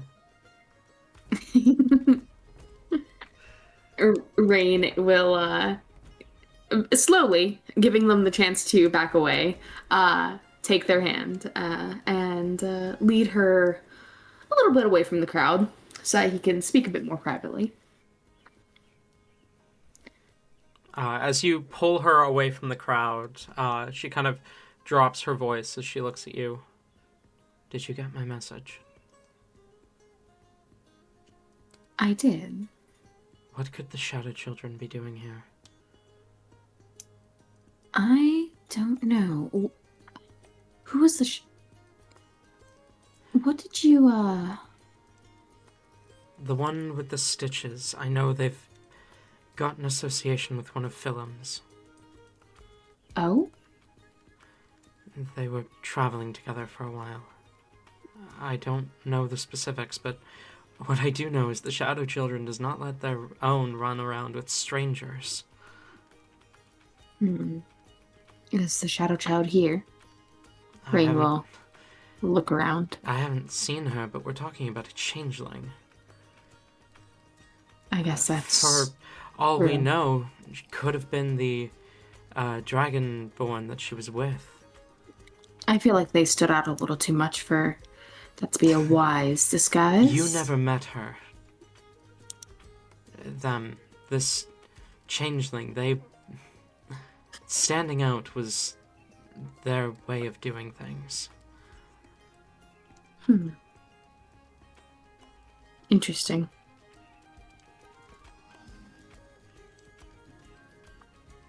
Is it possible the Shadow Children... Is it possible Philum has our target?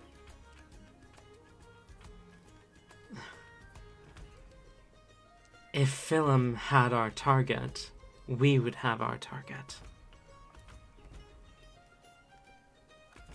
Hopefully. You can never truly know one's intentions until the full plan is revealed. Philum's not an idiot. He knows how much he needs us. His whole operation would fall apart without our help.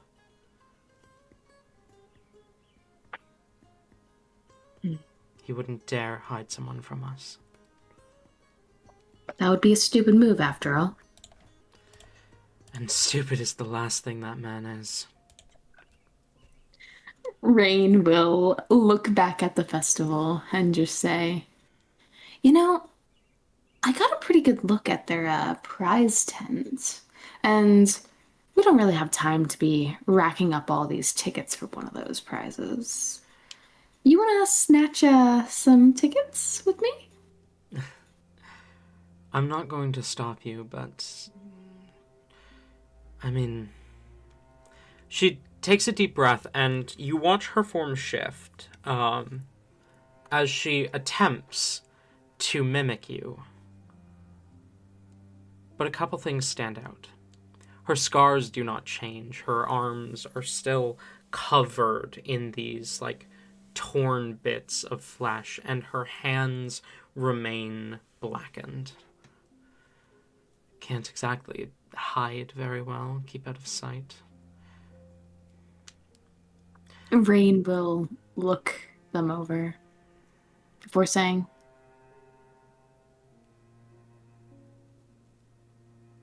dang, you look better than I do. She chuckles. You notice her face is a little bit red as she shifts back into Aelin.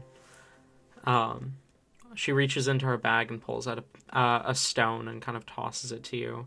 It's kind of wide and flat. You've seen these before. It's a sending stone. I'll keep an eye out. I'll let you know if someone's approaching. Sounds like a plan. And Rain will back away and be like, now, I did pick up a few tricks in my adventures.